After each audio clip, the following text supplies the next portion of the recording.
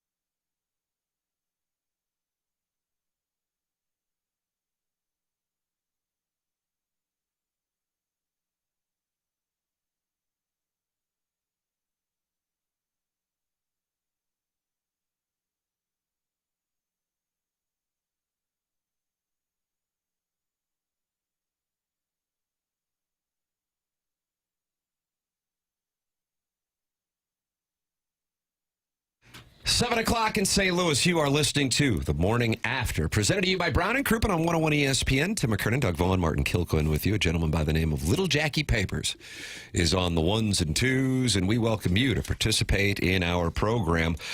Today, tomorrow, and Friday, the last days to get your phone number saved as a name in the Air Comfort Service text inbox, 314-399-9646.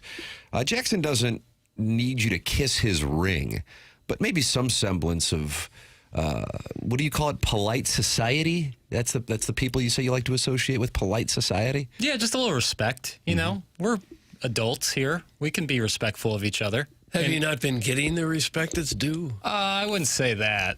Sometimes maybe, but just generally, you know, treat others how you want to be treated. Oh, is that the golden rule? I think it is. I think it should be if it isn't. Do your friends ever ask you about taking so much slack on the show? Like, does it bother you because you take a lot of sweet heat? Kai say something to you?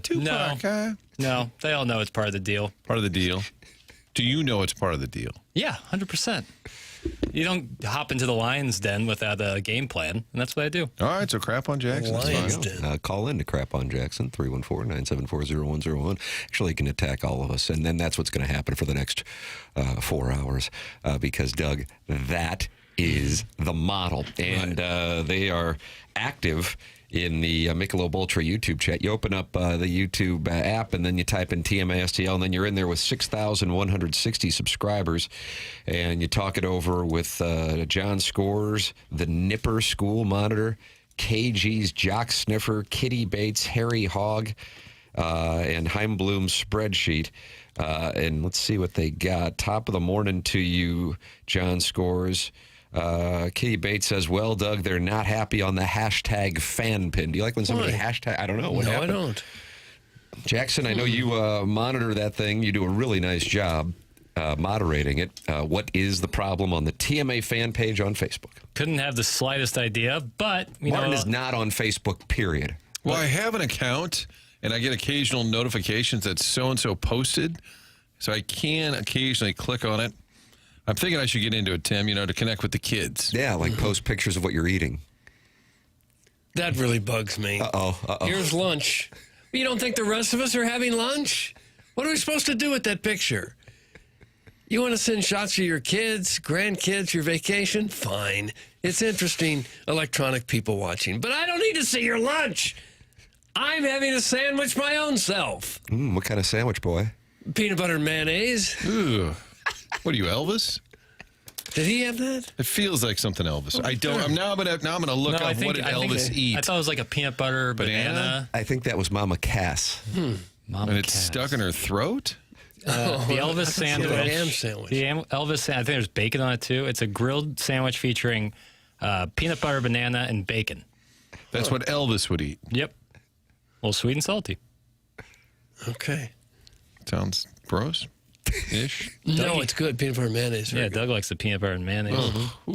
Getting close to kink shaming. It's not as bad as you think. No, it's good. It's good. It's So you've had it. Yeah, Doug, Chairman Kurt did like a taste testing with some peanut butter and mayonnaise, and it was fine. Tim, did we not get invited to the taste test? It was the mayonnaise. Like, I don't think mayonnaise tastes like much, so it's just like, pardon my French, but extra lubricant. Wow. I'll And- explain that to my kids tonight. Clip yourself off. Yeah, so it just kind of tastes like a peanut butter sandwich, which I wouldn't necessarily eat. What's your preference, peanut butter and jelly or peanut butter and mayonnaise? Peanut butter and jelly, smooth peanut butter, strawberry jelly, please. Strawberry jelly, huh? Yeah, I prefer strawberry. Yeah, that's good too. Yeah. Different strokes, different folks. Has peanut butter and mayonnaise got better nutrition ratio versus peanut butter and jelly? Doug, I feel like you would know that. Probably not. I think they're both pretty much albatrosses. Yeah. I would think one's higher in fat and one's higher in carbohydrates. That's what I'm big on macros, Doug. I know you are too. PB&J would certainly be higher in sugar.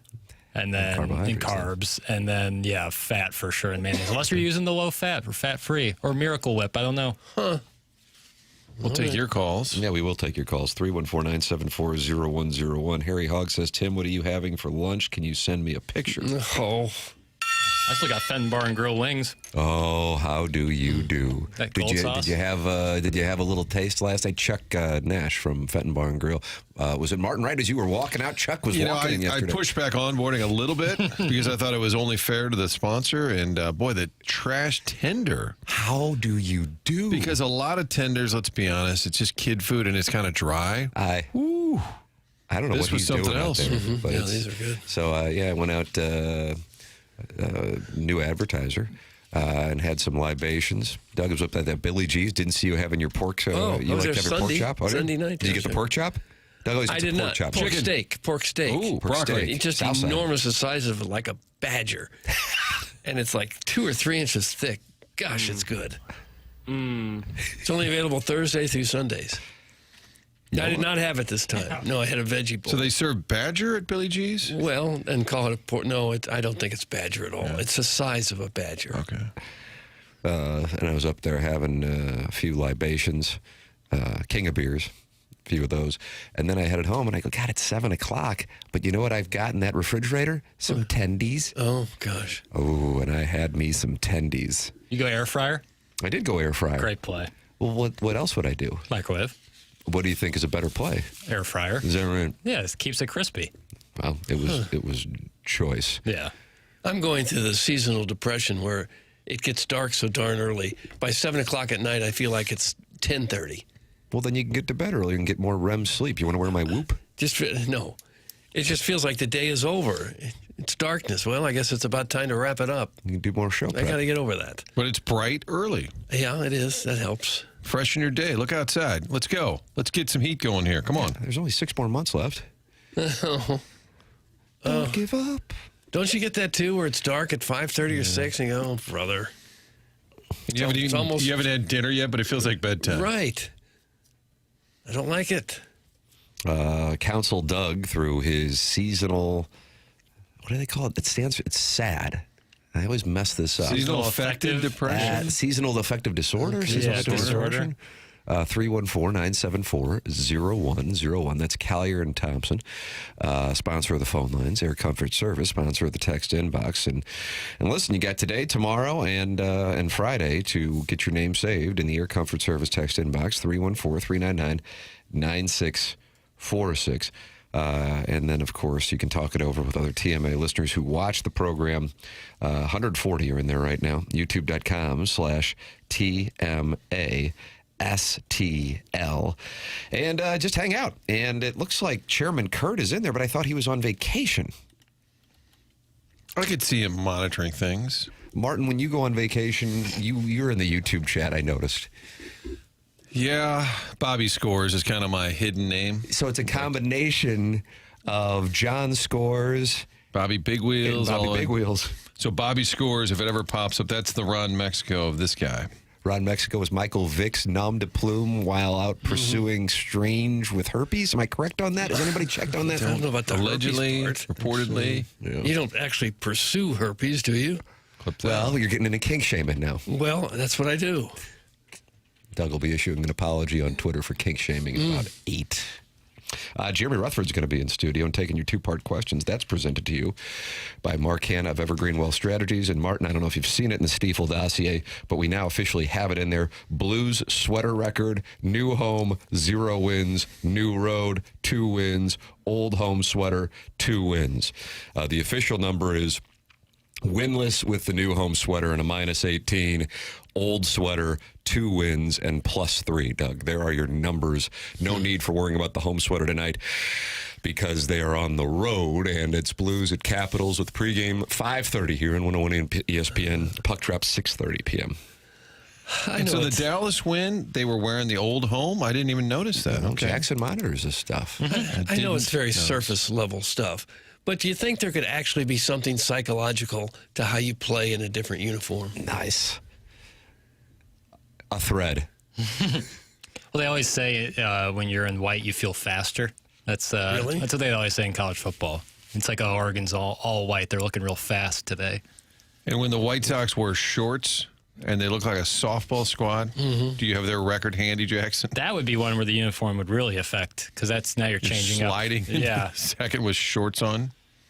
I just wonder if there could even be just a sliver of psychology involved in wearing a uniform you like or you don't like, or looks tougher or meaner. Or I honestly think Mizzou probably, like the look, I'm guaranteed Drinkwitz thinks a little bit about that. Like, are we going to look Yes. intimidating? Jackson, do you know what they're going to be wearing this Saturday? I don't. Hey, can we just repeat what they wore against Alabama and just trot that out there for all the home games? They might. But it's a blackout. It is. Yeah, but I don't think they would wear all black during the day, but I'm not sure. And why is that? It's just, that's always like a thing. You want to wear like the blackout at night because it's like, it's Got blacked it. out. And they have Mississippi State, which is going to be a night game, so maybe they'll save it for that. Texas A&M usually wears the white pants, so I would doubt the white pants. So maybe you'll get the Alabama look. That Alabama look was the sharpest look I've seen in a while. As a media member, do I have to abide by the blackout, or when there's a gold rush, are they going to check you at the door, the Are press you going to be a box? fan of the stands? No, I'm going for work. Press on box, brother. Saturday, buddy. Press spot. Well, then you Way to know the show, man. I didn't know he was going in the press And it box. wasn't a serious question. Next. But I didn't know. That's exciting that you're going to be. Didn't I say that yesterday or Monday? I half listened, You were busy doing a lot of bookkeeping. Yeah, the to be fair. texter names. I couldn't be sorrier. I'm excited that you're going to be boots on the ground. Yeah, looking forward to it. You going, Papis? No. Whoa, that's official, it sounds like. Yeah, not this week. I think I'm going to be going to the Mississippi State game. Well, it's a much bigger game. Well- why aren't you going this weekend? It just isn't going to work out. That was kind of a way of Simply saying. isn't gonna work don't ask out. any other None of your questions. business. That's right. What in the world have you got going on? Nothing. It's just that's not going to how it's. That's not my plan. Okay. My goodness. Are you going? You have a No. wedding. Oh, that's right. I got a wedding. That's right. Getting married. I was waiting for Doug to say, I don't know if anybody has tickets. Oh, the wedding. Yeah, I had rats. something. Yeah.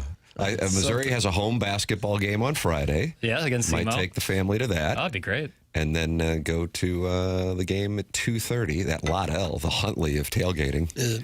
Real true Sons weekend for you. That's right. Love it. Love to hear it. Well, I think we're on day 24 of my 3-year-old wearing one of his Missouri jerseys. Because keep it going until Thanksgiving. And a Banty rooster if he doesn't get a chance to wear his Missouri jersey. And charging at me with a football about 20 times. And I, of course, as Jackson heard, Jackson was on the phone with him the other day. I was. He is the Tigers, and he calls me the Bangcocks because he can't say Gamecocks. He says it with such conviction, though. About the Bangcocks, and I loved it. Dad probably wouldn't mind going to Bangkok to see what's going on. One night in Bangkok, and that was Murray Head. Is that 1980? I don't know the years, Tim. 84? I'm going to say 84 to get me 83 and 85. Like to Murray help Head, you. Yeah. one night in Bangkok. Was that about soliciting ladyboys? Am I right on that? I think it was. The lyrics. And it was a little ahead of its time. Why? It's cool now? Big shame that it'd be the second time in one segment. It's 1984, and in the first stanza of lyrics, it says, the creme de la creme of the chess world in a show with everything but Yul Brenner. What does that mean? It's like a Joey Vitale segment. There's a lot there, but you don't know what it means. I need like some sort of legend to figure that out. Papers, could we do Yes, one? sir. Could we do one hit wonders? Because this is kind of. Is it one? nice. We could one hit wonder day. Well, yeah. Well, we need one night Sold. in Bangkok. This guy's all over it. Papers Sold. has just been reignited. Sold. Because yeah. when I hear that song in my head, I also hear Putting on the Ritz. Just a little bit of that. Why do you hate taco? I don't hate taco. Yeah, one hit wonder Oh, there day. it is. Done. Sold. Doug, we're going to have a Is monster there a show. ranking of the greatest one hit wonders? Oh, God, I think Soft Cell Tainted Love, which somehow is a one-hit wonder and yet is played ad nauseum. How about Lonely Boy? Black Keys. No, it was Andrew. That's from Boogie Nights, Jackson. I'm Gold. surprised you don't know. When I hear Lonely Boy, I think of the Black Keys. Well, I get it, but as the host of Movie Boy, Sure. I would think that you recall that from the Boogie Nights soundtrack. That's not the one by Paul Anka. No. No. Jackson's going to have a big day with return music, Martin. Nice call. This is good call. Dexy's Midnight Runners will be in there. To Rye. Come on, Eileen. Anyone? Oh, that's a Oh, great. 82? Yeah.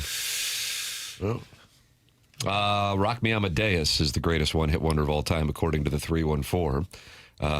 Blind Melon, No Rain. Blind Melon had a couple. I feel like they of were a them. little more Yeah, Shannon relevant. Hoon, the lead singer, passed away early, so that you kind of got to take that out of the equation. Because if the band has a little bit of life, even if they didn't have any other big hits, but some of these that just disappeared. Right.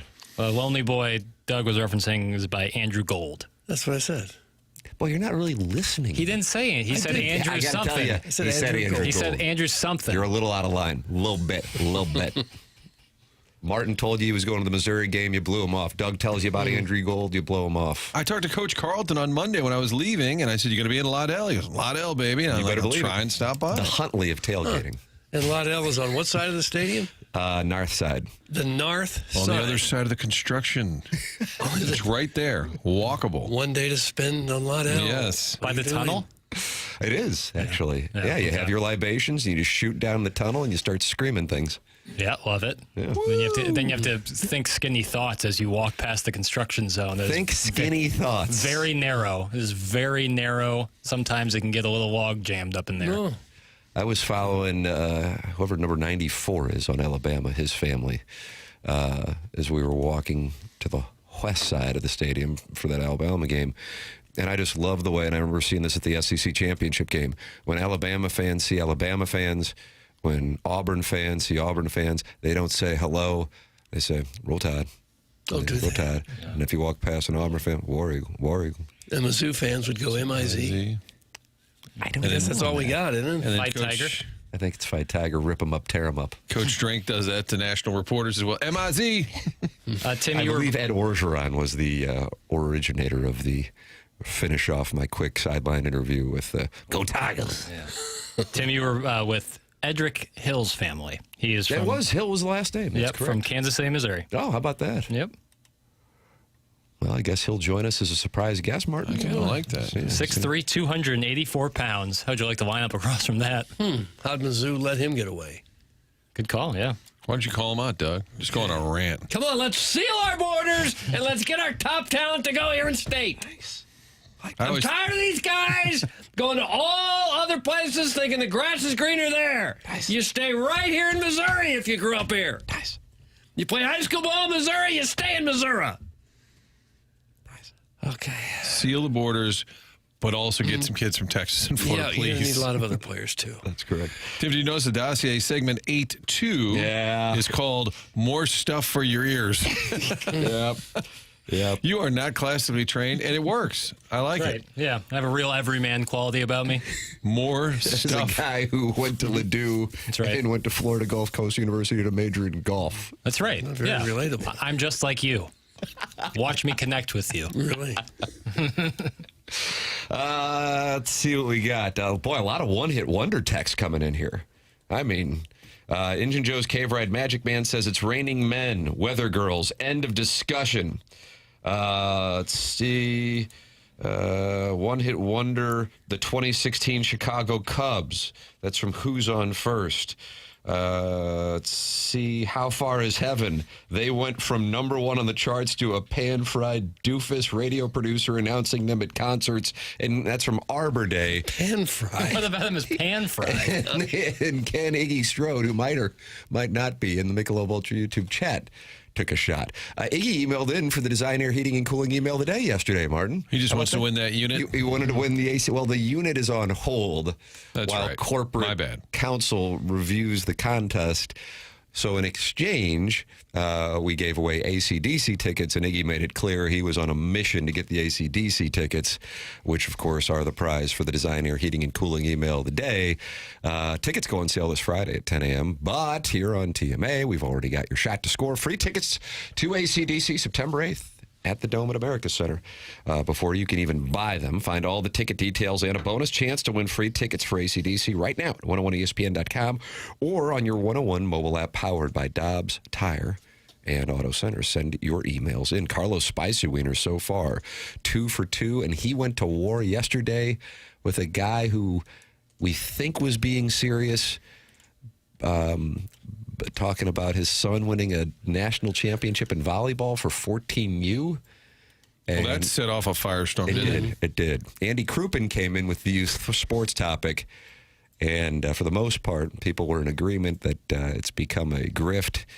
But then there was a gentleman who was passionate about the 14U national championship in Orlando, and Carlos Spicy Wiener got activated, and then they went back and forth, Doug, and Carlos Spicy Wiener took that and ran with it to a Design Air Heating and Cooling email that I win. Yeah. And picked up some AC/DC tickets. Yes, he did. Yep. Yep. He'll be one of many St. Louis U High graduates at that concert. You can email in and try to win as well. The morning after at InsideSTL.com for the Design Air Heating and Cooling email of the day. That comes your way at 10:45. Jeremy Rutherford in studio at 9 o'clock, and that is presented to you by Mark Hanna of Evergreen Wealth Strategies. He takes your two-part questions, and you can send those in via the text inbox 314-399-9646. Get involved on the program. Be a friend of the Feather, just like Jason Gosrow is. If you want a podcast, it's Schaefer Door, the sponsor of the podcast here on TMA and throughout the day on 101 ESPN. Doug, you've had Jason Gosrow and Schaefer Door Sure have, yeah. to your home but yet you can't spell the company's name. I've always found that to be strange because I don't know how you got them there, even though you can't spell the name. Schaefer. Schaefer. One F. Oh, my God. Schaefer. You got it right, brother. That's SchaeferDoor.com, Jason Gosrow's company, longtime TMA sponsor. Any issues you have with your garage door, if it breaks, you hear it fall to the ground, or you just want a new installation, whether it be for home or for your business, go to SchaeferDoor.com. They set up a number to make it super easy for texters to the program to text or call 636-782-3608. That's going to give you the quickest response time. And you can also just go to the website, which is SchaeferDoor.com.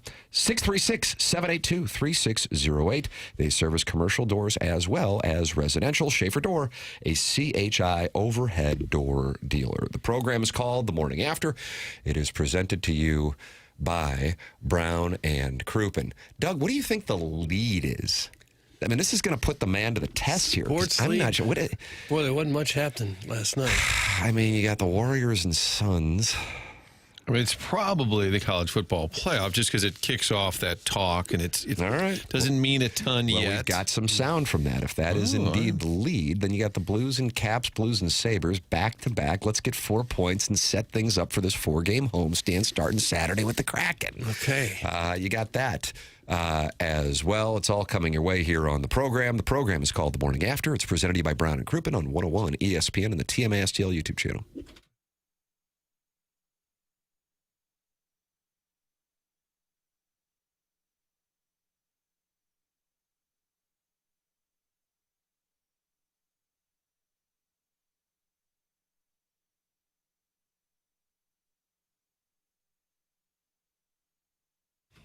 Psychiatric Care and Research Center has an opportunity for TMA listeners to make some money because they are conducting clinical research trials and offering compensation for your time and for your travel. But if you're in the St. Louis metropolitan area, there's a good chance you're pretty close to the office, which is in O'Fallon, Missouri. It's Dr. John Canale, who's been in practice for over 40 years and has more than 20 years of experience conducting clinical research trials. He was among the first psychiatrists to establish a practice west of the Missouri River in St. Charles, bringing decades of expertise and leadership to the field of psychiatry. They're conducting clinical research trials for anxiety disorder, depression, bipolar depression, and obsessive compulsive disorder. If you are interested in participating, go online at pcrc-stl.com.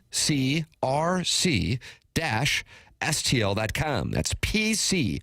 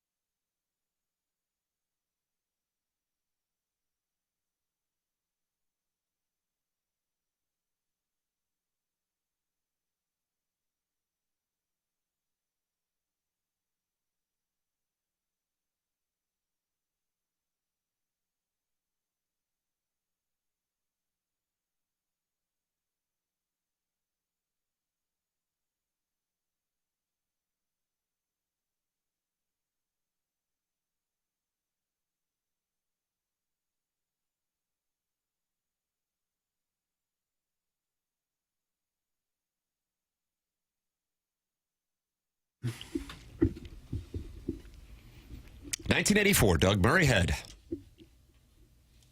Yeah, if you're lucky, the god's a she. See what I'm talking about? I was right on this thing. Tim, did you know it was a... Well, let it breathe. I'm sorry. Sorry.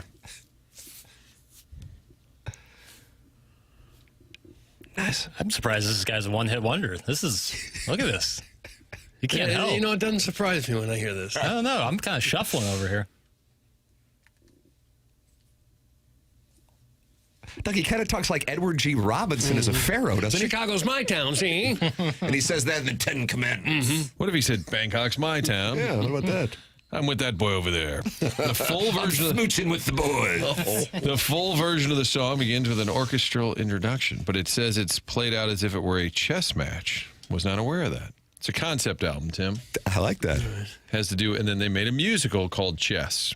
But Murray actually was an accomplished actor. Murray Head. How about that? Jackson's got one-hit wonders today. Murray Head, One Night in Bangkok, which is in honor of my 3-year-old saying that I represent the South Carolina Bangkoks as he workshops the Gamecocks.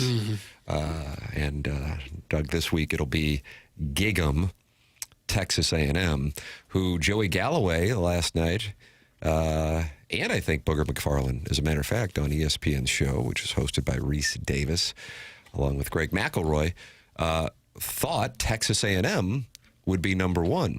I had no clue where anybody would be because I didn't know what the committee would attempt to value.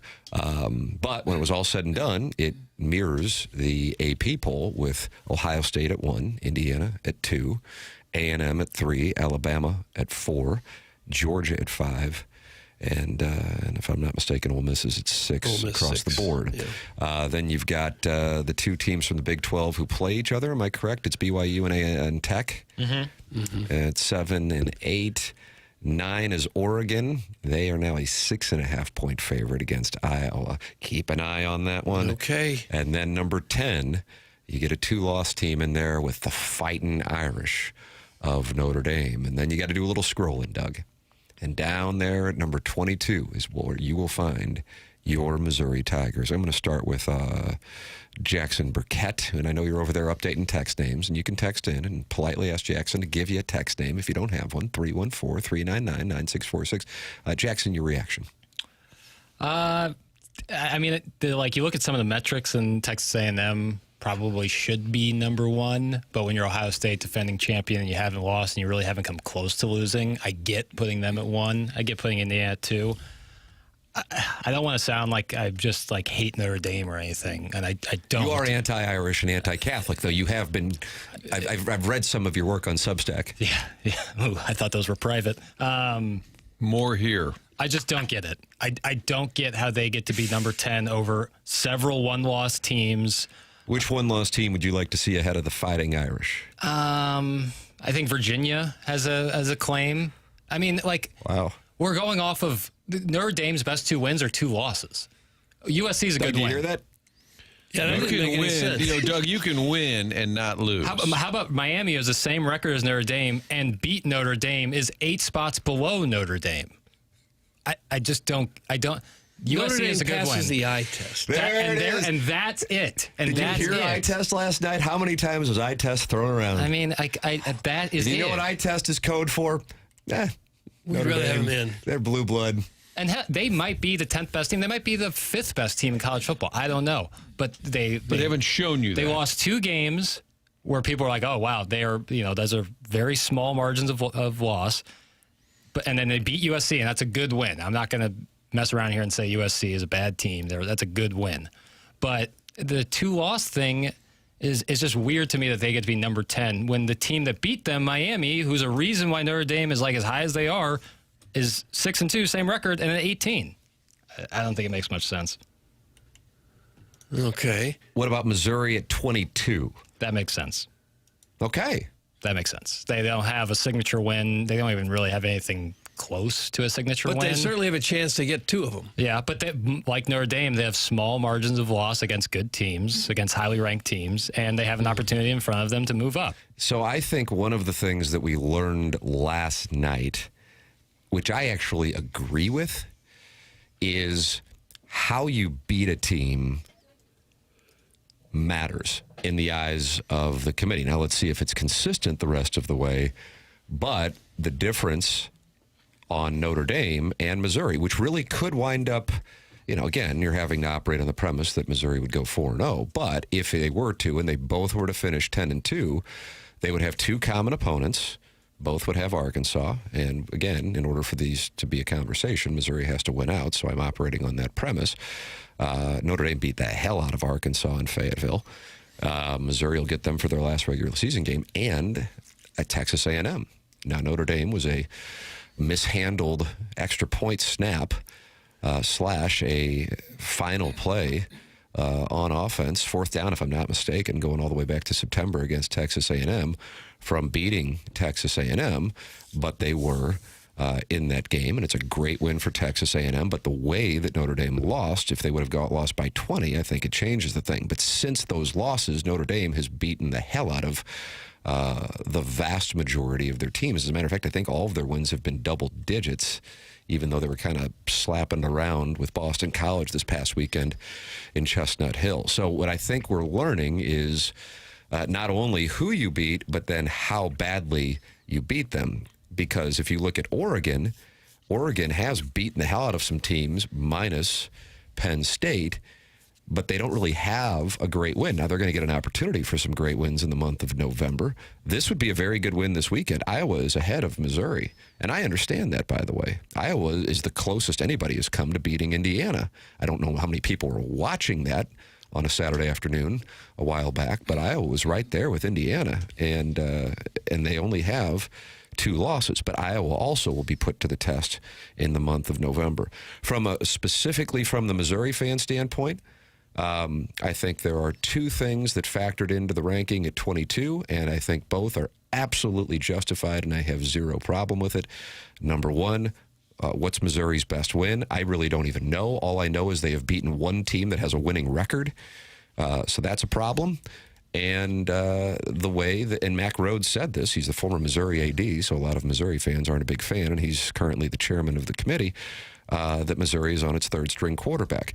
But for the very reason that Missouri may be lower because of the 3rd-string quarterback, I would tell you that if they beat A&M and Matt Zollers makes the Missouri passing game look better than it has, at least since the Kansas game, then that allows Missouri to not only ascend quicker just because they won over the number 3 undefeated team, but also because you can say the same thing about other teams that have had quarterback injuries and lost ground, like Jordan Travis in Florida State 2 years ago, and then being kept out of the playoff. And if you've got a new quarterback who makes the offense look better, then that is a different team if Bo Prabula is not coming back. So from my standpoint, but I thought this before the rankings, Missouri controls its own destiny, period. Missouri goes 10-2. They're in the college football playoff, and I don't see anything about it. And anybody who'd say otherwise, I'm just going to passionately disagree. Part of that is because A&M is undefeated and has the value that they have, and the other part of it is because Oklahoma, and I think they may be overvalued, but maybe not. I don't know. I'm not sure. I can't really figure them out. But either way, you have an opportunity to play the number 3 team and the number 12 team, and the number 12 team on the road. Now, there's a good chance that Oklahoma is lower than 12 by the time Missouri gets them because they have to travel to Tuscaloosa before then.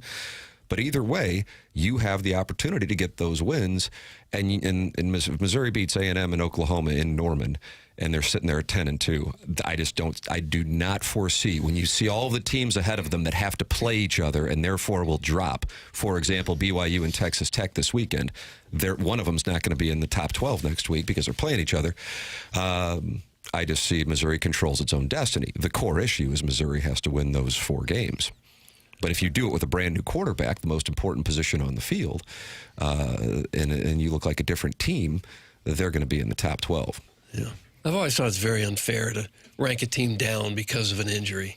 It was unfair to Florida State 2 years ago, and I think it's probably unfair to Missouri now. It may be practical that you're not as good as you were, but nonetheless, it's not a one-man game. As important as the quarterback position is, if your team has won all these games, even if you don't have your regular quarterback, I just think it's unfair to punish a team for that. Who has the best win in college football? Is it Bama, Georgia? I mean, who has the best? Indiana going to Oregon. Impressive. I think it's Indiana going to Oregon. Yeah. I think you can make a claim for both that or Bama beating Georgia at Georgia. But my point is, you make a case for Texas A&M and South Bend. Yeah, but if you look at all of these teams, nobody really wows you, do they? I mean, in terms of their resume, I think if I were doing this, but again, I don't know what they're valuing because it seems like it's kind of all over the board. I think if you're basing it on what teams have done to date, I would put Indiana at number one because they have won in Oregon. They beat the hell out of Illinois, but that has an asterisk next to it because Illinois was down so many guys in their secondary. I think they obviously still win that game. I just don't think they win it by the margin that they wind up winning that game. And then they've also gone to Iowa and won. And I realize that's not a brand per se, but that's a really good win, I think, in 2025. And they just beat the hell out of whoever they play. Michigan State, UCLA, Maryland just stomped them all. So here's what I would say about this. And when I was hanging out with these guys last night having some booze, we were talking college football, and I said if Indiana had the resume that they have, but they were called Penn State or they were called Michigan, number one, I think they'd be number one. But number two, I think people would be talking about the possibility that they may be one of the best college football teams we've seen in a while. But because it's Indiana, there's still, even despite last year, some kind of, I'm not sure. And I just think that just speaks to the adjustment that fans will have with the way college football is in 2025 versus even where it was 4 years ago. It's just a different deal with programs that once were doormats now ascending. So if you're nerding out on Mizzou's chances, which means they'd have to run the table, which is a big, big if, do you want Vandy then to drop a game? Do you want them to get out of the way other than if they continue to win, and they've got a pretty easy schedule other than Tennessee? They'd be impressive. Like if they finish strong, like, wow, we did lose to them, but boy, they're damn good. But actually, you probably need them out of the way, right? You need them to get a third loss. I firmly believe that if Missouri runs the table, Missouri is in, period. I don't even think the Vanderbilt thing matters. I think Missouri ascends. Again, part of this is I think there is an overvaluing of Texas A&M, but that's good for Missouri. And now it was huge that Oklahoma won in Knoxville. Loved it. Couldn't have loved it more. Didn't bet it, even though we all loved Tennessee in that game. But that was a great thing for Missouri because Oklahoma will absolutely be ranked when Missouri comes calling on the 22nd. And if you run the table, that means Matt Zollers had to have played well. And then you can sit there and say, well, look at Missouri. They are a different team with Matt Zollers. And that works to their advantage. But that means that guy has to stay healthy because then you get into the guy who was at Middle Tennessee State 2 months ago who's now the backup. It's Brant Brown. He's the hitting coach for the Cardinals. That's correct. And he also is the Missouri backup. That is correct. It's kind of a fun feature story I'm working on. And then you're sitting there at 10-2 with wins against an A&M team that at worst is going to have 2 losses. And because they play Texas in their final regular season game, a win against Oklahoma, which no matter what has beaten Michigan, has won in Knoxville, and we'll see what happens when they go to Tuscaloosa. Certainly not expecting it, but God, what the hell can you say about all these SEC games where the margin of victory is so slim this year? Did anyone listen to Drinkwitz throughout, like from start to finish? Because I didn't see any. Never was asked about that. I lost my parlay. I was going to bring this up. James Carlton texted me. He goes, nobody asked. Damn it. Nor on Tiger Talk. I had a feeling it would not come up. Nope. Because I think they've been there a little bit with the topic. We were talking yesterday about Drinkwitz's future. Would somebody ask? Gabe said, why? You already know what he's going to say. And my theory was the kids would probably avoid it, the college kids. I thought there would be a kid who would be like, oh, good, this is my opportunity to make my mark and make it dark. Absolutely. Kind of like, what up, night? You think it's, what up, night? You think it's possible somebody before the press conference even got started said, don't bother to ask about if he's going to another program. I He's not think gonna answer that. somebody would have posted about that. Had that happened. Had they been advised not to bring it up, somebody would have mentioned that. That's true. Yeah. For the record, Vanderbilt has Auburn this weekend, then at home against Kentucky on the 22nd after a bye week, and then they finish up against Tennessee. And nobody's playing better than the Wildcats? got the win down in the plains to wrap up the Hugh Freeze era. And they played tight with Texas the week before. I can't follow what's going on with the Wildcats. But at the same time, we've seen the Auburn offense. And, oh, what a pretty picture it is. Doug, do you think if Missouri wins out, they would get in? I would think so, yeah. Yeah, I would think so. 10-2 with wins over A&M and Oklahoma and close losses to Alabama and Vanderbilt. That's the key. I think that would get you 11 or 12. The worst case scenario for Missouri in this situation would be if they had like Vanderbilt's schedule. Because then you have Auburn, Kentucky, and Tennessee. You don't have the opportunity to play the number 3 and number 12 teams. You want this opportunity. This is a great thing. Yeah. Last year, so this is the thing, and I haven't read all of the texts, and I can guess what the texts in the YouTube chat say, that I'm being a homer, and that's fine. It comes with the territory. But last year, Missouri fans were pissed at me because I said, even if Missouri beats South Carolina, they're not getting in. And the reason is because they wouldn't have, A, signature win, and B, they wouldn't have 2 losses that were close. The 2 times they played good teams, they got blown off the field. Yeah. So it was already over. They weren't going to overcome that. In this case, here they are with 2 losses. The game has changed. They have the opportunity. But I have no problem with them being ranked number 22 at all. I kind of don't care. But if anything, I would say, yeah, who have they beaten? Right. If I'm a fan of another team, I'm going Missouri. They're on their 3rd string quarterback. If they know about Bobby Boots, that certainly wouldn't be in the pro category on a pros and cons list. And they're on their 3rd string quarterback, and they haven't beaten anybody. So why the hell would Missouri be any higher than us? So I get it. I don't blame them. Yeah. So you have a chance to take control of your own destiny and go out and play the number 3 team in the country, and you can earn it. What other spot would you rather be in? With a guy who I think internally they're kind of like, this guy might be better than Bo Prabula anyway. And by the way, Eli Drinkwitz said yesterday that Bo Prabula got hurt in September. I don't know if you have that audio papers. I can get it. But he said because he got banged up in September, which was my theory, that Matt Zollers had been practicing with the ones for a period of time. So they are comfortable with Matt Zollers because he was practicing with the starters because Prabula did get hurt, which may explain why he looked like a totally different quarterback following the Kansas game. And now is Brett Brown getting some reps with the ones in case Zollers gets hurt? Jackson, I know you were at practice yesterday. I was, yeah. Notepad. I was in my Guardian cap. I would assume that. We snicker at it, but we've already lost 2. Yeah, with 4 to play. If Zollers goes down, stop putting out depth charts. Teams stop putting out depth. Remember, a lot of coaches hate a depth chart. What was that depth chart website? Iggy used to mention that all the time. Our lads. Yeah, that's where I went, Martin. I know you love my SEC kicker depth chart. That's where I went to get my SEC kicker depth chart. God, I got to tell you, people talk about marijuana and chocolate and oysters.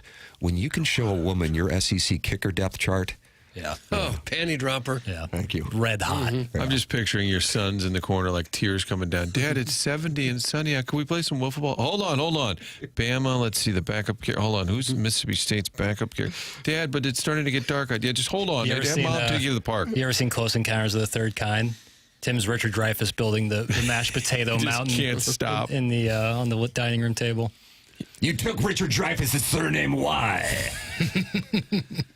Here's the most fascinating scenario. If this all played out, and it's a low percent. Love you, Mizzou. Love you. Hope it all happens. You're going to piss off Jackson here. He's going to come across this dais, Martin. Yeah, you better be careful. Close to 0% that they run the table, but go for it, sure.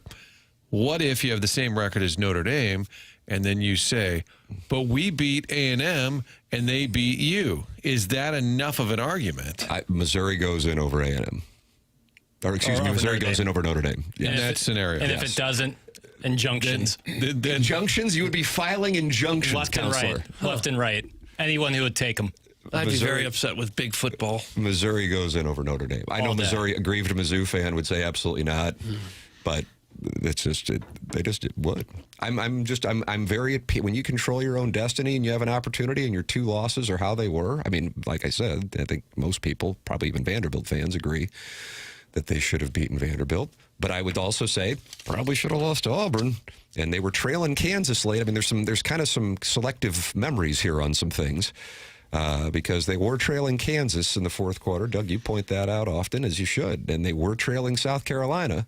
And I realize they wound up becoming 2-score wins. But there's just no reason why they should be any higher. So if they're any good, you got your chances. You get A&M and you get Oklahoma and Norman. You win those games, you move up enough to get in there because all these other teams, almost all of these other teams, are playing each other. The one team that I would say that is ahead of Missouri that has no chance to get in, Papers, you're locked in. What do you think it is? The one team that is ahead of Missouri that has no chance, no matter what, to get in.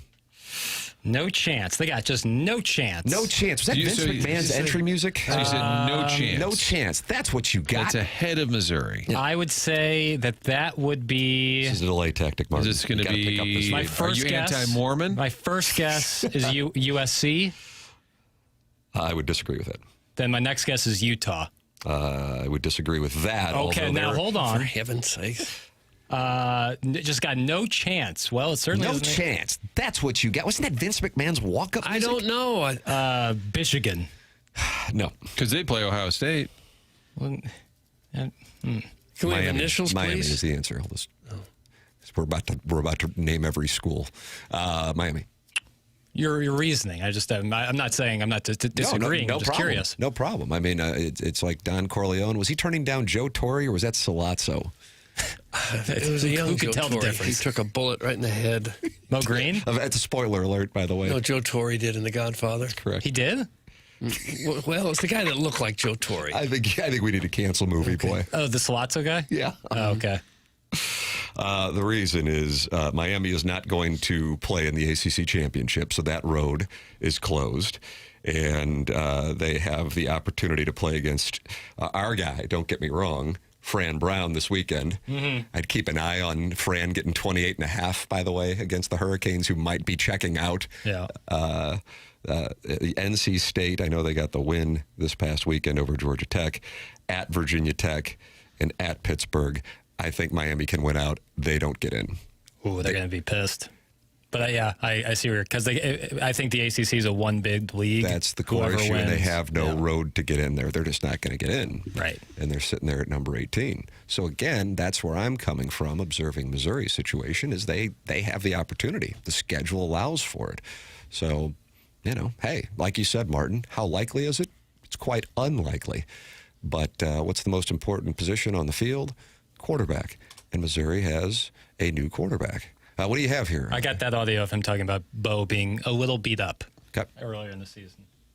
There was a time in the early part of the season where Bo was a little bit beat up and Matt was getting extra reps with the ones, and those are going to pay off now for us. So that's been a real positive. There you go.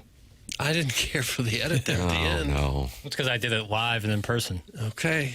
I like that, live and in A person. little rough. I did hear Drinkwitz on Tiger Talk. You're a big Tiger Talk guy. Some audio enjoyed a issues little with Tiger Talk last no. night. Well, trust me, I can relate, so I'm not chastising. And they were I just also noticed. playing ESPN's mothership programming at the same time. Just some popping. But he said Zollers and Alugbide, when they came in, had a lot of reps together because they were lower on the depth chart. So I thought that was an interesting freshman looking into this weekend's game, maybe because you want to get Alugbide on track. And I thought that's interesting that those two might have some built-in chemistry. I'm not saying to do a prop bet on Alugbide, but I think that's paying plus 450, Martin, if you want an Alugbide touchdown. I just thought it was interesting that those two have that chemistry.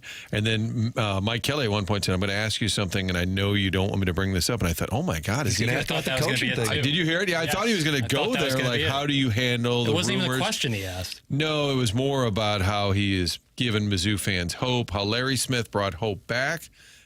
Pinkel brought consistency. But now, and I think it was Drinkwitz, there's hope at a different level, more or less. Right. But the build-up, I thought, oh, my God. I thought there was a question coming, like, can you say now with confidence that you'll be here? I was in like, front of oh, all wow. these fans Mike Kelly, eating bold. fries. Yes, I was. But then they just ended. It was just like his thought, and that was it. But it was more about what they've done with the program. But I thought for a minute. But anyway, I like the Zollers, Alugbide connection. Let's get that kid going. Let's go. Let's win this game, Tim. Rip him then up, your tear him math. has a chance. Of course. I know, but I'm just saying it'd be fun for the fans. Oh, God, absolutely. I'm just saying it's always like I'm sorry, but there's always a little bit of a Mizzou letdown, and I hope to God it doesn't happen. Well, I don't know how much. I'm of the opinion that almost. You think most fans have given up? Nobody thinks they're going to win, but that's fine. But you got a chance. But that's why, last year, like they got blown off the field. They shouldn't be in the conversation. They don't belong in the conversation. They got blown off the field in College Station and Tuscaloosa. The hell case do they have? What was the best win last year? I don't even know. Vanderbilt, Auburn, Oklahoma. Vanderbilt probably by the end of the season was the best win. That's just not happening. Yeah, 10-2 with no signature wins is one of the worst places you can be. Yeah, you're just all steak, no sizzle. You're just not in. So they got a chance. And by they got a chance, I mean they will have the opportunity. This is so wide delta, and I mean by that. They could lose by 30 points, or I think they could win by 2 scores against this team. I just think that there is a thing, and it's human nature. This isn't chastising it. It's going, okay, A&M, my God, they're undefeated. Yeah, but they scored 16 points and had problems at home against Auburn. They were trailing Mississippi State at home on a Saturday night. They won 45-42 against Arkansas in Fayetteville. I mean, this isn't 2019 LSU here. And I'm going to say the same thing if Missouri wins, by the way. But nationally, and hell, locally, they're being viewed as this juggernaut, and I just don't think that that's necessarily the case. But it works to Missouri's advantage. It's great that they won at Notre Dame. It's a great thing that they won at Notre Dame.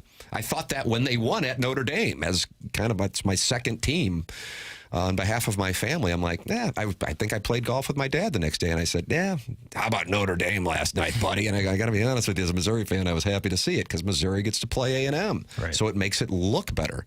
That's why you want the teams who are on your schedule to win. Same crap I was saying in 2007. You want Kansas to keep winning because if you get a chance to play them and they're undefeated, it looks like a huge win. And Kansas was a good team, but they sure as hell weren't a top 5 team that year. So it was going to be an opportunity to take advantage of a perception that wasn't necessarily reality. So it works to their advantage. Oklahoma's the one that I actually sit there and go, I could see him beating A&M. Going to Norman if Mateer is healthy, I don't know. I'm not. But it all depends on what you got at quarterback. And then you no matter what, you still got a guy who, can't kick. So maybe he's figured it out, though, after 2 missed kicks in critical moments at Auburn and Vanderbilt. Bobby Boots, the official program of Bobby Boots, the morning after. Text in 314-399-9646, Air Comfort Service text inbox. Call in 314-974-0101. We will be joined in studio by Jeremy Rutherford. That is coming up in the 9 o'clock hour. He is brought to you by Mark Hanna of Evergreen Wealth Strategies. And then we're giving away AC/DC tickets for the Design Air Heating and Cooling email today. Martin, can you tell us about Design Air and the bold and daring Adam? I had Design Air out to the home last week, and we're getting a new HVAC unit. I'm not eligible, apparently. Wow. Free stuff that's potentially on the table. Nope, never mind. I already signed the dotted line. Love Seth and his team. Had them come out. We need a new HVAC unit. It's getting done next. Is it next Friday, Doug, that they're coming out? I think next Friday, because they always do it around Mississippi State weekend. Yeah. Looking forward to that because they're such a professional team, and when you get Design Air service, it's going to be there for the long haul, so any issues, you can follow up with them. Family-owned, St. Louis-based business. We love doing local. That's what Design Air is all about. We always tell you, the loyal listeners, call them up, do business with them. So I said, you know what, that actually makes sense. DesignairService.com, the website. This time of year, you may just want to tune up. Sign up for that online. Make sure you're all set for the winter. Got a great team, great employees, and it is, again, a St. Louis-based company. Designer. They've been doing this for a long time, and they've been sponsoring this show for a long time. We had Beers with Seth. Is that a new podcast? Beers with Seth. How about a new podcast? Beers with Seth, and just talking about the industry. I loved hearing the family history. It's a great St. Louis story, so do business with them at DesignairService.com. There it is. Sponsor of the email today, the morning after, at InsideSTL.com. AC/DC tickets, the prize for today. The program's called TMA. It's presented to you by Brown & Crouppen on 101 ESPN and the TMA STL YouTube channel.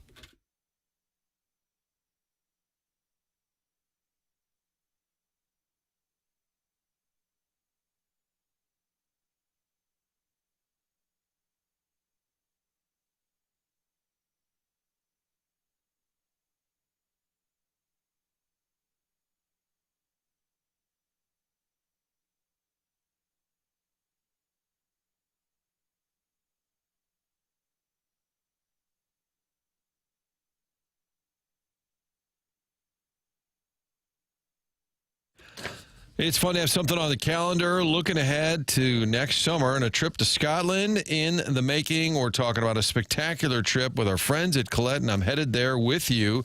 It's one of those bucket list things, going to Scotland. For years, you've watched the British Open or just watched a movie or two, and it's based there, and you say, man, it looks spectacular. It is. Folks who have been there have told great stories about the big cities, which are Glasgow and Edinburgh, but also the small towns and seeing the pubs and hanging out at a historic whiskey distillery. We're going to do all this together next summer, checking out the beautiful landscape, breathtaking, great seafood, just a fun time. It's a 10-day trip. It starts on June 15th next summer. All the details are handled. Trip of a lifetime can be difficult if you get online and just try and piece it together on the web. Let them handle all of the planning, the flights, the meals, the hotels. That's what they do. We're going to talk about it next Tuesday, a meeting to go over all the planning. Find out more. Just get the information from Sherry at Altair Travel, 314-968-9600. 314-968-9600 for the trip of a lifetime. Don't miss out. Talk to our friends at Altair Travel about a trip to Scotland with me and you next summer.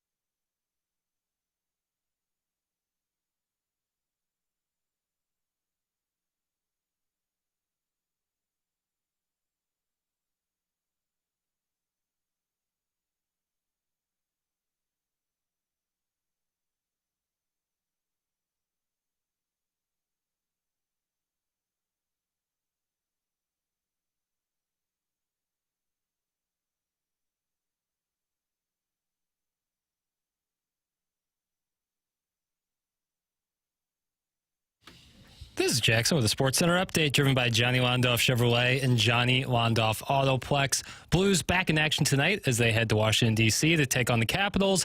Pre-game at 5:30, puck drop at 6:30, right here on 101 ESPN. That was another Sports Center update driven by Johnny Londoff Chevrolet and Johnny Londoff Autoplex. See them at londoff.com. Chevy, together we drive. Are you kidding me?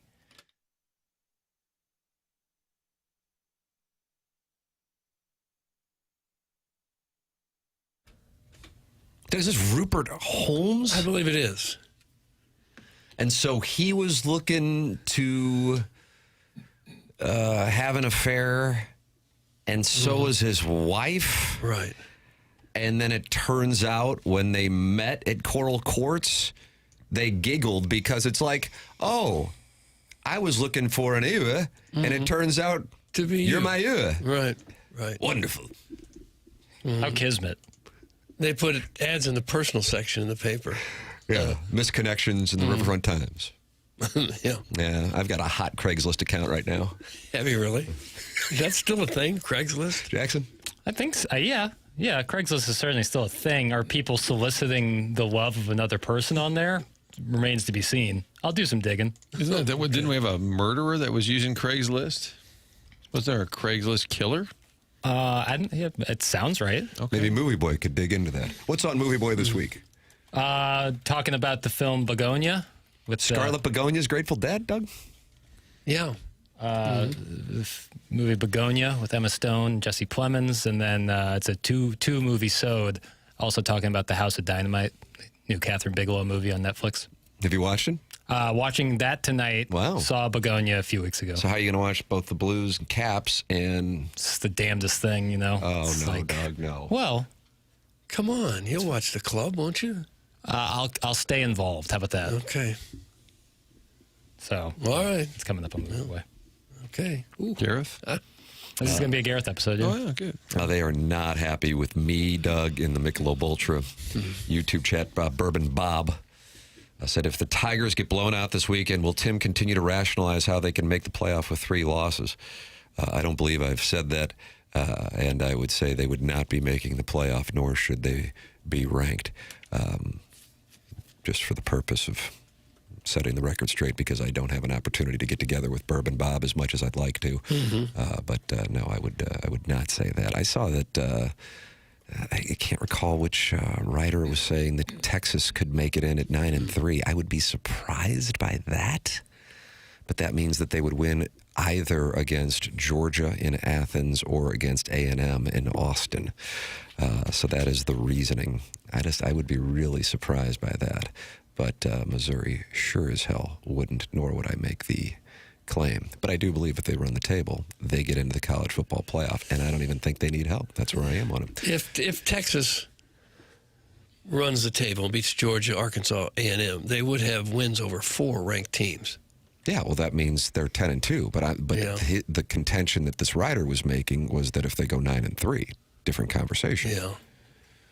Yeah, that probably wouldn't do it. Right. Because they're pretty much on the bubble at the moment. That's correct, because Memphis gets a spot, and Memphis is not in the top 25. One of the things that I wonder about going forward is would they continue a group of 5 team getting in if they keep the 12-team playoff if you don't have a group of 5 team that's in the top 25? Because Memphis lost to one of the worst teams in college football this year, but yet they would get a chance to play in the group of 5. Now, what you can immediately point to is Notre Dame lost to a really bad team last year, and they made it all the way to the college football playoff championship game against Ohio State when they lost to Northern Illinois, for the record. Speaking of bad losses, did you see in basketball, Boise State lost to a school in Hawaii that had 8 rows of bleachers in their high school gym they were playing in? Hawaii Pacific. Bye game. It's tough. Yeah. It's better than there So was what game? A bye game. They paid buy a Hawaii win. Pacific. Oh, bye. Yeah. I thought you were talking about like the scene at Quentin's in the late 1990s. Yeah, just everyone loving on everybody. But the story said they had 8 rows of bleachers in the gym that they There was played in. something worse last night. Big Cat from Pardon My Take tweeted about it yesterday. There was a women's college basketball team that was losing 72-0 in the third quarter. You gotta They tighten only up. had 4 players because 8 of their players were battling the flu. And in the third quarter, they drained a 3 to get their first basket of the game. Bethesda. If you got that many battling the flu, don't you Cancel put out a the call, game? or put out a call to the student body at large saying we need a couple bodies. Maybe you played high school ball. Come take a trip with us. Yeah, it's just really tough. You know. Doug was looking for more out of that. I don't know what to say. I don't, you would. when you're losing 72-0, there's nothing that who are you going to get off the street that's No, going but to give if you a you're- fighting chance? If you're a coach and you think you got 4 players, you think you could round up somebody on the campus. Wouldn't you honestly cancel the game? You only had 4 players. If you're the other squad, would you just line up 4? Half that game was played with 4 players. They only had 5. Okay, and someone fouled out or got hurt. To see if something happened where then they played. Norman Dale only played with 4, and you had to respect it. There was one time Alabama, I think it was during the COVID year, Colin Sexton, Alabama team basketball, they only had 3 guys because of some deal, and Colin Sexton went on this 10-0 scoring run by himself. It was unbelievable. Raised his draft stock by a whole round. Papers win 8-1. No. Well, in theory. Okay, 7-3, Martin. so And we're it in says Blue Note. Blue Note. What will the Blues wear tonight? What will the Blues wear tonight? I mean, I think it's That's what I pretty. Am I correct, Martin, that it's a road jersey. Yeah. The new Then road. we kind of move on. That means we're in 8-1 in theory. And I just wanted to ask, because I did not hear the clip, but Bill O'Brien, the coach was at not Boston happy, College, Martin. Jackson puts in parentheses, my vote for So What Your Grandma Think clip of the Wow, year. that is bold. That Clip is of the bold. year. And by the way, I like the abbreviation of So What Your Grandma Think, Doug. It's SWYGT. I think we should have an award show at the end of the year. Best Like when rant. we crown Arbor Day Texter Yes. of the Year for the 3rd straight year. I mean, he's like the New York Islanders, isn't he? I think we should have a So What'd Your Grandma Think of the year. That would be great, just to roll through them all. Yeah. So you think this might be the clip of the year? All right, let's see, Doug. This is important. Do we get the open? Yeah, let me fire up the And this is old- Buck Swope says you wax your own car about Yeah. that. Oh. Even though I really All right, didn't while do much Jackson's to it. waxing his own car, I'm going to say this. Missouri, get ready. FanDuel, America's #1 sports book, is coming soon. And starting December 1st, new customers in Missouri can get up to $300 in bonus bets when you make your first $5 bet. From touchdowns to home runs to three-pointers, with FanDuel, any play can be the play of the game. Plus, with live betting, you can even get in on the action after the game has already started, all on an app that's safe, secure, and super easy to use. Does anybody have a play right now? Because you guys don't get the opportunity to do the FanDuel spread zone with me, Riz, and Stalter, except Jackson does during the NCAA tournament, and he goes like 16-0 or something. Yeah, I had a hot run. Well, you know your what do you call it, Hoop Rock? I do know Hoop Rock. Auburn, 6.5. New coach bounce. I think that Vanderbilt offensive line is susceptible. 6.5, maybe by the hook. But I kind of like Auburn covering that point spread. Down in Nashville. You're Again, shorting the Diego Pavia Heisman stock? New coach bounce. And yeah, I think Vandy's O-line is very, very susceptible. And we've seen, if you're a Missouri fan, Auburn's D-line up close, and they can play. You know, they So lost. you think this will be they'll get a safety and the final will be 2-0? that would cover. There would be your cover. 8.5-0 your Yeah. final. It's a 6.5 on FanDuel right now. So if I had early college football plays on a Wednesday, I like that play. There you go. FanDuel, the best way to game day, and it's coming to Missouri. Just visit FanDuel.com/Missouri to learn more. This way, you'll be all set to bet when FanDuel goes live in Missouri on December 1st. That's FanDuel.com/Missouri. Play your game with FanDuel, the #1 rated sportsbook app. Must be 21 or older and present in Missouri. First online real money wager only, $5 first deposit required. Offer starts on December 1st, 2025. Excludes customers who redeem pre-launch sign-up offer. Bonus issued as non-withdrawable bonus bets, which expire 7 days after receipt. Restrictions apply. See terms at sportsbook.fanduel.com. Gambling problem? Call 1-800-GAMBLER or visit fanduel.com/RG. All right, Jackson got done waxing his car, Doug, and now we get to enjoy the results. What does that mean? You're going to wax your car. Who else Sometimes is going to the wax media your car? asks bad questions, like, Congratulations. Congratulations. I lost. You lost? Yes. Oh. or, What went through your mind when you were told that the contract was done? What's that? and when that happens, players will fire back. I mean, are you looking to get into a pissing match with you and I? That's a clown question, bro. Now it's time for So what'd your grandma think? So this is the media mixing it up with a player or coach and getting dunked on. Yeah, their bell rung. Jackson is enamored with whatever's going on at Boston College, former Penn State, Texans coach Bill O'Brien has taken on this responsibility. He had a decent team last year. I don't know what's going on this year, but it's not going well. They're 1-8. Yeah, they hung with Notre Dame for a while this past Saturday. All right, Bill O'Brien got into it with a guy who he's not a big fan of. No. Coach, wondering, do you have a message for the fans? Obviously losing to Notre Dame, Catholic school rival, 1-8 now in the season BC. I've heard from a lot of fans. They're just really down. I'm really glad. You know, I'm glad you're down. I'm not down. Nobody's down. We're fighting. We're competing. You know, it's the second year of this program, Mike. You always come in here with these down questions. Like, you show up like once a month or something like that. You come in here with these down questions. I'm not down. I don't know what year you graduated from BC, but this is a program that we're building. Okay. Nobody here's down. We're positive. We're going to show up and play our asses off against SMU. You can go out there in your dark, clouded world or whatever it is and do what you want to do. We're not down. The sun is up, and we're fighting. That's my message to the fans. What's up, Trevor? How you doing? That's why it's my favorite of the year, is the what's up, Trevor, at the end. Trevor was happy. What's up, Trevor? What's up, Trevor? Coach, how's the kicking game looking? Was Trevor ready? What's up, Trevor? It's my favorite. That's why it's the clip of the year. That's why it is live, Doug, to be the "So What'd Your Grandma Think" clip of the year. It seems it gets personal, like the LSU Brian Kelly one. He knew the reporters, like this guy called, "Hey, Mike, you're once a month, you're negative." So if I go down to Mizzou and I start peppering drinks, like, "Oh, daggum, where'd you come from? What's up, Gabe? Little bugger, you ain't been down here in a while." Yeah, Gabe, what's up? What's up, Trevor? How you doing? How you doing? Guys, I love that Bill O'Brien sound. I also saw what Dabo said about officiating, and as much as I think he's a loser, he's right. That's from Al in Dadeville, observer of volleyball dads who think a middle schooler getting a call from BYU is a brag. And it just so happens, Martin, if you look at that Stiefel dossier, this gentleman right here, Jackson Burkett, had the Dabo sound ready to go right after the Bill O'Brien sound. This guy is on it today. You and Alan Dadeville are making love tantrically. And that's exactly where I want to be on the Wednesday in November. Really? Yeah. Making love tantrically with Alan Dadeville. Oh. And he's the one, he poisoned a tree? He did, down there at Toomer's Corner. I wish he'd poisoned my river birch a few years ago. Tree from hell. You still battling that? No, I had it cut right to the ground. Yeah, right at the stump. Mm-hmm. Good for you. Hated that tree. Was that Harvey Updike who called into the Feinbaum show? Well, Alan Dadeville. Yeah, and then so he poisoned a tree? Yeah.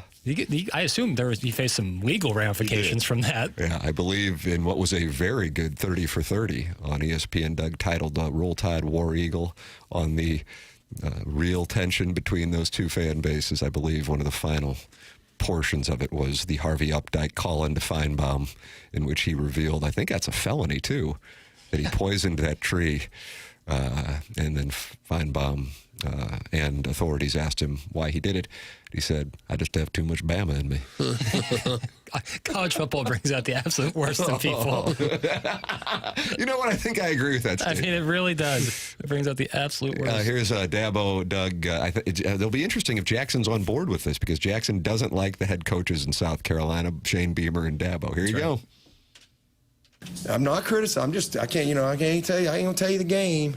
I'm not gonna say the game, but we're only allowed to turn in, there's a system of accountability, but y'all don't know anything about it. It's behind a curtain. How dare we have accountability? In the meantime, we got gambling issues going on, people being suspended, all that kind of stuff, right? But there's also absolute flat-out misses with no consequences. And, and you get a shoot, we're allowed to turn in 10 calls, all right? And so we had a game earlier this year that we lost. I had 14 I wanted to turn in, but I only turned in 10, all right? I thought 8 were wrong, but got back, missed it. 5 of the 10 were wrong. And, I mean, these are game-changing calls. Obvious pass interference not called that takes you off the field. But, we just get this will be addressed with the crew and yada, yada, yada. Okay? Yeah, but you ain't there's no public accountability. Ain't none of that. So that's the system. The system needs to change. It needs to be changed. There needs to be challenge opportunity, and we need full-time officials. If you're going to have this type of stakes, it needs to be full-time officials. Full-time gig. That part I absolutely agree How about that? Absolutely Benefits, agree with that. 401k, Yes. HSA. How do you do? I don't know that it would be appropriate and work out long term to call out publicly every official that misses a call. You're gonna have people who won't do it. You're gonna make it's like doxing them. Right. You're gonna But have you're people pro-doxing in the Design, Air, Heating, and Cooling email today. for that. Yeah, that's a different animal. But you don't want people showing up at the homes of No, officials, God, no. threatening them and doing who knows what to them. As much as you'd like to have accountability, I don't think that's the way to go. And there's probably a critique to be done with the officiating, but it also sounds like sour grapes from a coach whose team has fallen off a bit from their glory days. Right message, wrong messenger. Yeah, even though there probably is something to be stated there, it just feels like Dabo's getting whiny because his team is not winning like they used to. By the way, the Boston guy is Mike Gualtieri. And it said sports. Paulie Gualtieri from The Sopranos. Yeah. Mike Gualtieri. What do you know? What do you say? Clip that. I would like that as a drop. Because that would be great when the callers call in. Just play. What do you know? What do you say? Sports play-by-play broadcaster. It just says, in general, I don't know what team, but Boston College graduate. And then there's all these comments back in there. And then they said, what did Coach O'Brien think? His team is straight cheeks. Jackson likes that. They are. They're dreadful. That guy was coaching the Texans like 3 years ago. Straight cheeks. 3 or 4 years ago. And now the Texans would always be the wild card team, and they would always play the Saturday night ESPN wild card game. Now that is true. Letting CBS have a lesser matchup like Chiefs and Bills. Now he's in Chestnut Hill arguing with Paulie Walnuts. Paulie Walnuts. Straight cheeks. Guys, I am a Boston College alum, and in our WhatsApp chat, "What's up, Trevor?" has become our new rally cry for sure. So the Boston College alums love "What's up, Trevor?" What's up, Trevor? How you doing? Who is this Trevor? Why is he chirping? And what did Trevor say? But that was clear. That's the coach. They're in charge. They're the bullies at the pulpit. In other words, I'm done with you, Mike. I got to make it so clear. What's up, Trevor? And What's up, Trevor? I didn't even have my hand up, Coach. That's okay. What do you got? You What do answered got? my question. So I'd say. Any New Year's resolutions? What's up, Trevor? The program's called The Morning After. It is presented to you by Brown and Crouppen here on 101 ESPN and in the TMA STL YouTube. I'm going to head into that TMA STL YouTube chat and talk it over with the friends of the Feathered Dome. Why don't you get in there with me? We'll do it in the commercial break. Okay. We'll talk it over. All right, good. All right. Brown and Crouppen, presenting sponsor of this program. Had a good conversation yesterday with Andy Crouppen. That's where the Carlos Spicy Wiener 14U volleyball dad war began, if I'm not mistaken. Brown and Crouppen is online at brownandcrouppen.com, and we have Andy Crouppen, Terry Crouppen, and Ed Herman in studio, and Brody Herman, because they are local. And if you're in a spot where you need a personal injury attorney, you want somebody who knows the local legal environment. That matters. Brown and Crouppen is local, founded in St. Louis in 1979 and still here. They built brand new offices on the Hill just a couple years ago. 314-222-2222. That's 314-222-2222, or go online at brownandcrouppen.com. Longtime presenting sponsor of The Morning After, and they are on board with the program for 2026, and we are grateful for their support, and we just ask that you support the sponsors. That's the name of the game on the program. It's Brown and Crouppen, online at brownandcrouppen.com. Remember, the choice of an attorney is an important decision and should not be based solely on advertisements. Doug, you'll be happy to hear that Mad Dog is furious. Oh, good. With the World Series broadcaster. I mean, furious. And we have that All for right. you coming up. We have Good. Jeremy Rutherford coming up in studio, taking your two-part questions. As the Blues, there's some optimism now. Beat the Oilers, back-to-back games against the Caps and the Sabres, then a 4-game home streak. Doug, let's get these 4 points on the road, and now we got people buzzing for the Joey Vitale conversation on Friday, presented to you by Schaefer Door Company. It's all happening. Here we go, Jackson. Got Missouri playing SEMO, and then you go to see Missouri play A&M on Saturday. It's all happening. Here we go. Let's go. The Cardinal free agent bonanza. That's coming your way. Oh. You think there's a chance they'll sign anybody to a significant contract? Probably a 38-year-old who used to pitch for the Pirates to eat some innings. At about $25 million a year. Right. Got that coming. It's all happening. It's TMA 101 ESPN. All right.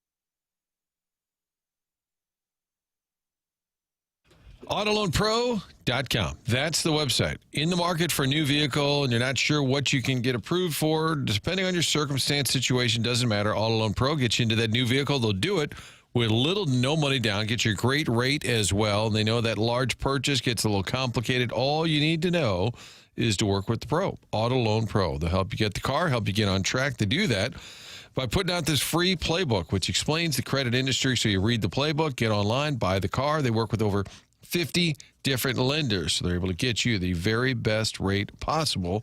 Again, little to no money down. AutoLoanPro.com, search for your vehicle, check out the free playbook, and get into that new vehicle. And next time around, maybe you get a different car. Maybe the car you've really been eyeing, that's going to be in your future as you start to figure this out. AutoLoanPro.com, the only thing you need to know when financing a car. AutoLoan Pro is part of the Lita family.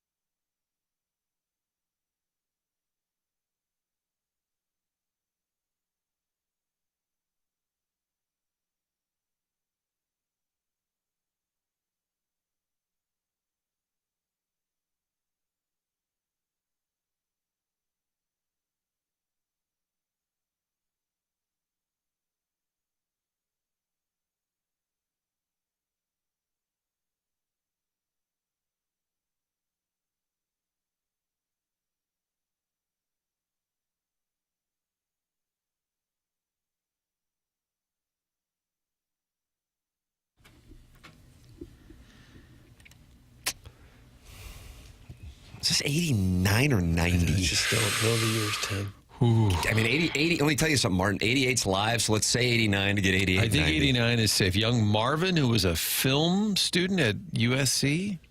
This was 1989. Shipped it. Remember, we had a game. Was that at St. Margaret of Scotland?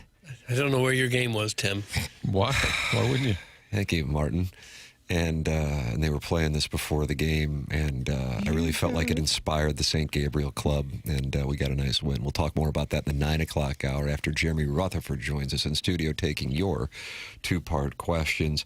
I went into the Michelob Ultra YouTube chat during the commercial break.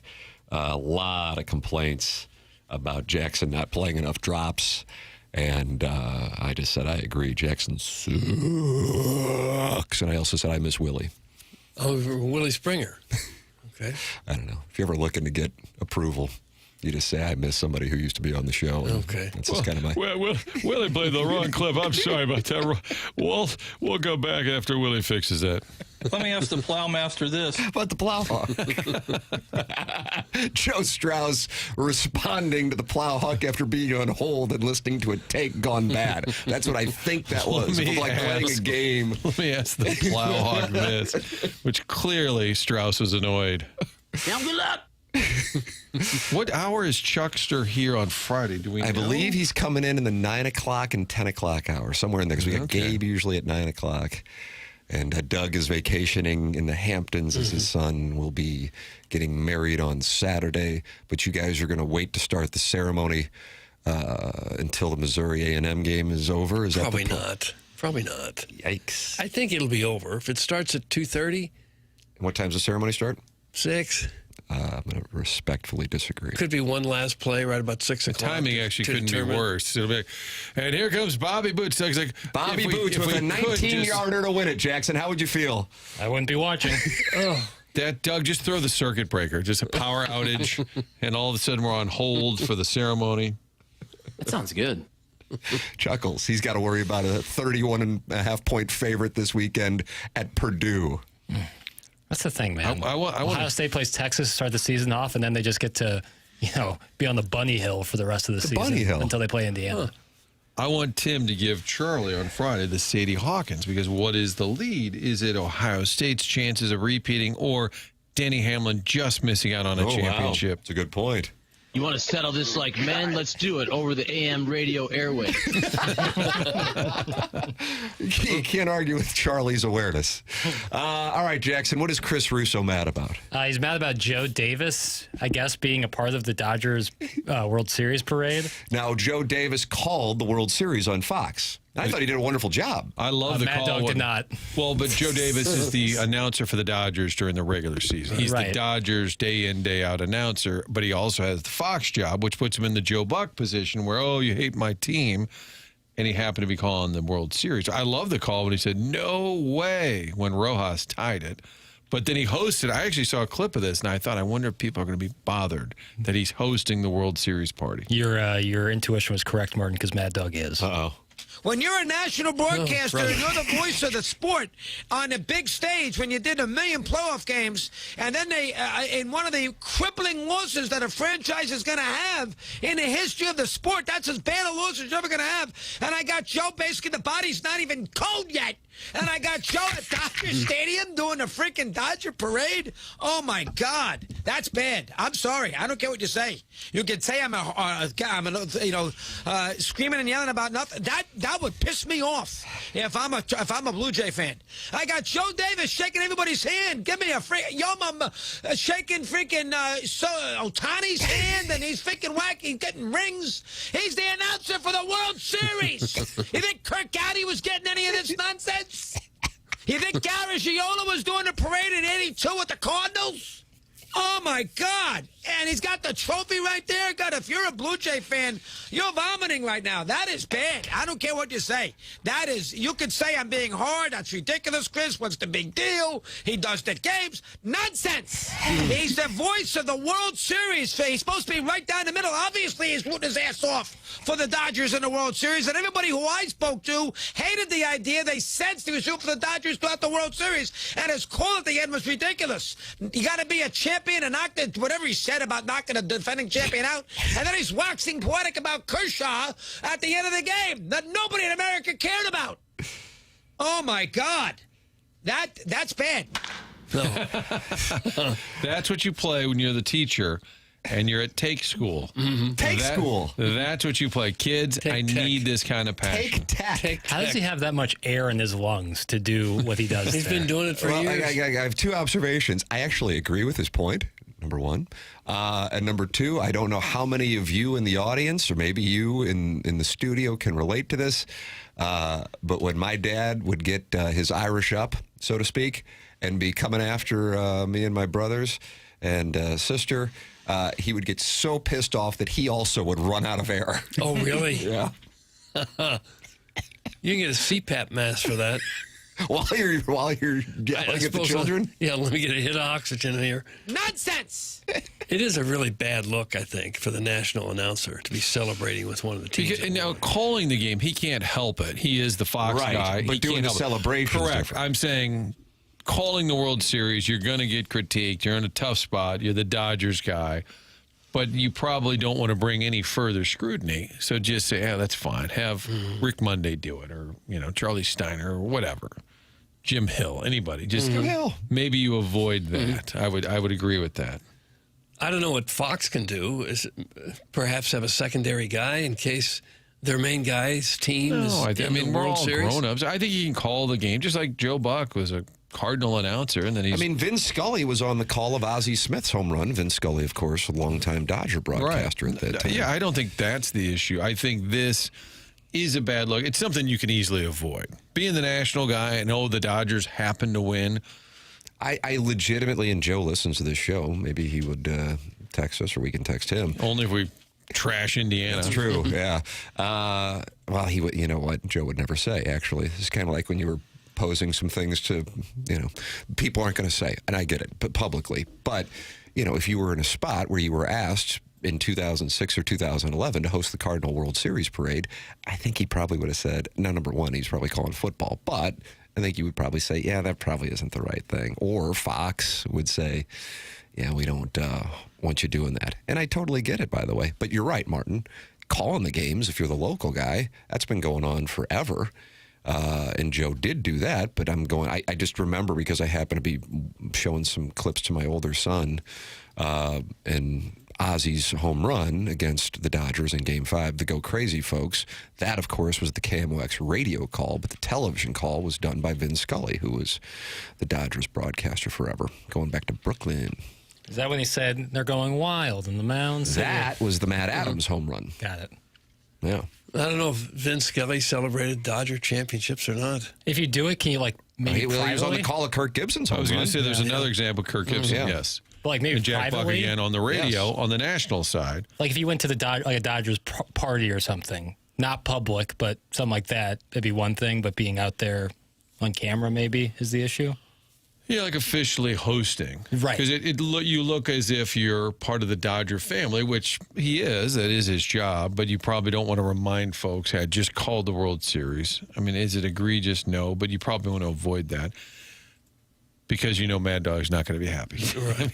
I liked when he said, people are going to say I'm just yelling and stuff. And I'm like, they've been saying that for years.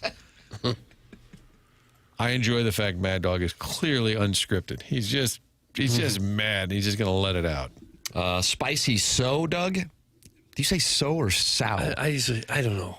It really never comes up. I mean, it's kind of like orange chicken, but it's real spicy. Yeah, man, I like it. And you wash it down with waffle fries? I wouldn't wash it with anything if it's real spicy. I don't want spicy. He says, ignorants hate the Dodgers and don't have a single reason other than they're upset that their team sucks. That's spicy so or sow. Ignorance? Ignorance, like that, using it as a noun. Group of people. Spelled with a T. I got to be honest with you. I was pulling for the Dodgers. I like a dynasty. I like a bad guy. So I was pulling for the Dodgers. Do with it what you want. I was hoping the Blue Jays would win. I realize I'm in the minority. I also like that it calls attention to the cluster that is Major League Baseball's economics. So I win on both sides. Well, you're the big winner here, Tim. I think I have been for a long time.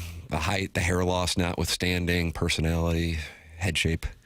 But yeah, when you get the Dodgers to win the World Series, it overcomes all of that. I would think it would, yes. Thank you for the delicious take. I don't imagine anybody outside of Toronto could care less if Joe Davis was celebrating with the Dodgers. But people in Toronto, if they paid any attention to it, and I expect they did not, it probably would have turned their stomach to watch the Dodgers celebrate. So there's probably no one in Toronto watching anyway. Well, the good news is it happened so quick, most of us didn't even know it happened. They land the plane and had a parade. The St. Anne Cubs fan said, Russo's never had a good take in his life. He yells just to yell. He's Stephen A., but with no real takes. I would disagree because I think Russo is entertaining. Now, whether his takes... Sounds like you're going after Stephen A. Well, I'm saying I think Russo has an entertainment quality, whereas I think Stephen A. really believes what he's saying. Gosh darn it, my prostate. Okay, there you go. See? That's a take. And he wanted his son to get a guest on his radio show, and the Mets could not accommodate. Not even Jose Buta. Yeah. You mean to tell me that Jose Buto can't come on?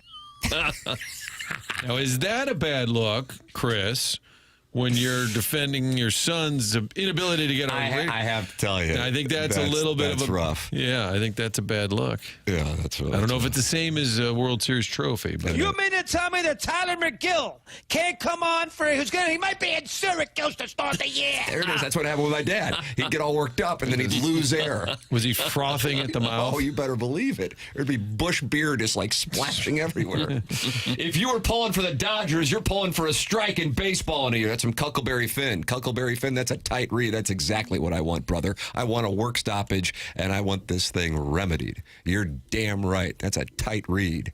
Then what will this show talk about? One-hit wonders? Fries. Fries. Mount Rushmore of fries. When I first heard Russo, I thought, this is the most obnoxious guy in all of broadcasting. I can't stand him. And then the more I hear of him, the more I like him. Because he is truly entertaining. Well, that's what I'm saying. The take that he's worse than Stephen A. I just think I don't find Stephen A. all that entertaining. I realize I must be in the minority because he's on every show, every second, every hour, in every realm. But I think Russo, he kind of makes me laugh. He's just... Stephen A's even on a soap opera.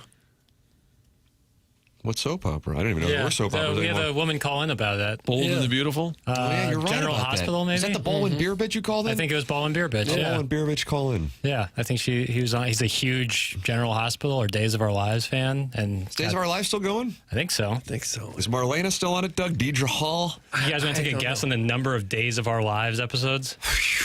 Ooh. That's a nice question. Let's see, there's probably 250 or 60 a year, something like that. I'm going to say 12,500. 12,501. It looks like in December of 2024, they celebrated their 15,000th episode. Gosh. We're a pretty nice ballpark. 15,000 episodes, December 2nd, 2024. It was renewed in July of 2025, so I guess they'll try for 20. Can you Wouldn't imagine? you think the writers would get tired after a while? Oh, my God. I can't think of anything else. People's writers' grandsons are now writing for that damn show. Yeah. It first aired in 1965. Is that the one Stephen A. was on? I'm not sure. I think it was... We're waiting for the Baldwin Beer Bitch to It might have call been in. General Hospital. Because I saw him on there once. I don't know what the TV was on in the background. I said, my God, that's Stephen A. on a soap opera. General Hospital, also 15,000. So he's going to be president. He's going to be on ESPN, omnipresent. Sits and he's next to also gonna Jerry be- Jones and Yeah. at the games there. Gets up after the turnover. So, no, that's enough for me. Plays solitaire in the NBA Finals. Yeah. Which is now an ad. He's pitching some solitaire game. Brutal. Tim, it was not the Baldwin Beer Bitch. It was some random gal. That's what I thought, too. I thought it was some... But Well, so many women listen to this show. that's the and thing love is, it. we have so many, women callers, so it's hard to keep them all straight. Exactly and right. most of them talk about soap operas. Yeah. It's the way we want it. So why are soap operas like they look the way they do? They look like... Now, what it's does like that mean, It's right? the way they're Shot in shot. the TV studio, just like local news. Hurry Yeah. up. It looks Move like along, it read the looks so prompter. weird. It looks like you're watching on your phone. Yeah. Like something like the motion blur or something's weird. I don't know. I'm not into them personally. Doug, my wife calls me John Black sometimes when she thinks I'm being dramatic. That's from Stepdad Gary. Okay. Is that when people would say they used to? I'm watching my stories. Is watching Yeah. soap operas? Yeah. John Black, his love interest was Deidre Hall, right? That's correct. Okay. But eventually, spoiler alert, it was found out that he was Roman Brady. Am I correct on that? You know, actors would come and go on those shows. And so they would have to, like, be in a coma for a while and then come out with plastic surgery and then look like the new actor. That happened with Lisa Rinna and Krista Allen. Krista Allen, of course, known for being in the elevator with Jim Carrey in Liar Liar, 1996, right? Was Swoosie Kurtz in that? Was she the plaintiff's attorney? I just don't know. And of course, Emmanuel in Space. You guys, most famous person to come from a soap opera? Initials, please. What? Well, I don't know. What's the gauge? Like, got their start on a soap opera. And then became a big star. Yeah, major Kelly star. Ripa? There's one guy. I was hoping bigger than that. One guy here might be a true son. John Hamm? No. Brad Pitt? Close. Yeah, Brad Pitt. Oh, is that right? What's soap soap opera? Dallas. I don't think Dallas. Dallas was an evening. That was a prime time I major see it right here. production. But we don't like that. We don't like it. Viola Davis, General Hospital. All right. Demi Moore, Did General you just Hospital. move on from the Brad Pitt? Well, you guys are. Snafu? You guys Yeah, said no. General No, Hospital, you're a that youngster. counts. General Hospital counts. for sure. Dallas was an evening It was more program. like a Western. Okay. Is that JR? Yeah. Okay. Jeremy Rutherford with us at 9 o'clock. Full shot, JR. Yeah. Doug, that was Larry Hagman. He was also in I Dream of Jeannie. And he's going to be a surprise guest at some point in the month of November. I guarantee Iggy has Larry Hagman's phone number, even though the man He's probably in the passed. Michelob Ultra YouTube chat. All right, JR's coming in for the two-part questions. That's coming up at 9 o'clock, brought to you by Mark Hanna of Evergreen Wealth Strategies. Send yours in, 314-399-9646. That is how you can text into the program. And then also, you're welcome to call in. Collier and Thompson phone lines, 314-974-0101. And then we've got these AC/DC tickets for our Design Air Heating and Cooling email of the day. 101 ESPN with your chance to win tickets to see AC/DC on September 8th at the Dome at America Center. Tickets for AC/DC go on sale this Friday at 10 a.m., but we've already got your shot to score free tickets to the show before you can even buy them, just by winning the Design Air Heating and Cooling email today. Maybe you haven't taken a shot at it yet. Maybe you're going, man, this Carlos Spicy Wiener, when he shows up to tournaments, he wins. Well, he's a talent. That's why he's a Hall of Famer. But you can compete with him the morning after at InsideSTL.com. Find all the ticket details and a bonus chance to win free tickets for AC/DC right now at 101ESPN.com or on your 101 mobile app. And that's powered by Dobbs Tire and Auto Centers. Design Air Heating and Cooling's online at designairservice.com. Doug, I think Yahweh is doing his handiwork for your son's wedding because the weather looks pretty glorious for Saturday. 64 is a high in November. How do you do? But then 44 is a high. 42 is a high. It gets a little rough with 27 and 24 as the lows on Sunday and Monday. You're going to want to make sure your furnace is ready to go. Do what Martin did, do what I did, and then Doug just has the bold and daring Adam over for coffee, it seems like.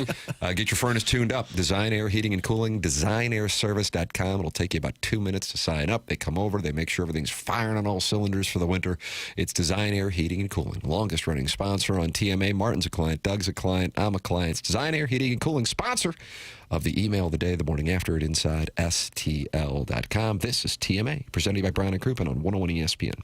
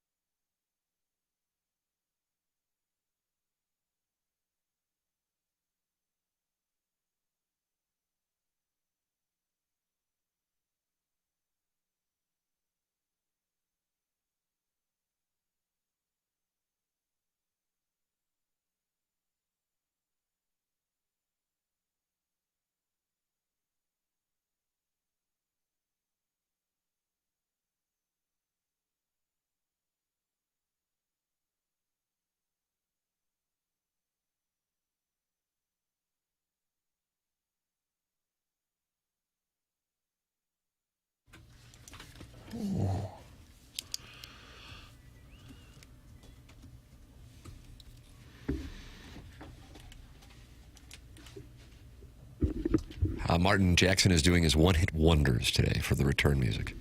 You know who does this song? You know, This can you is name the funky. band? This is Funky Town. Sure is. It's by Lips Inc. Yeah, nailed it, Tim.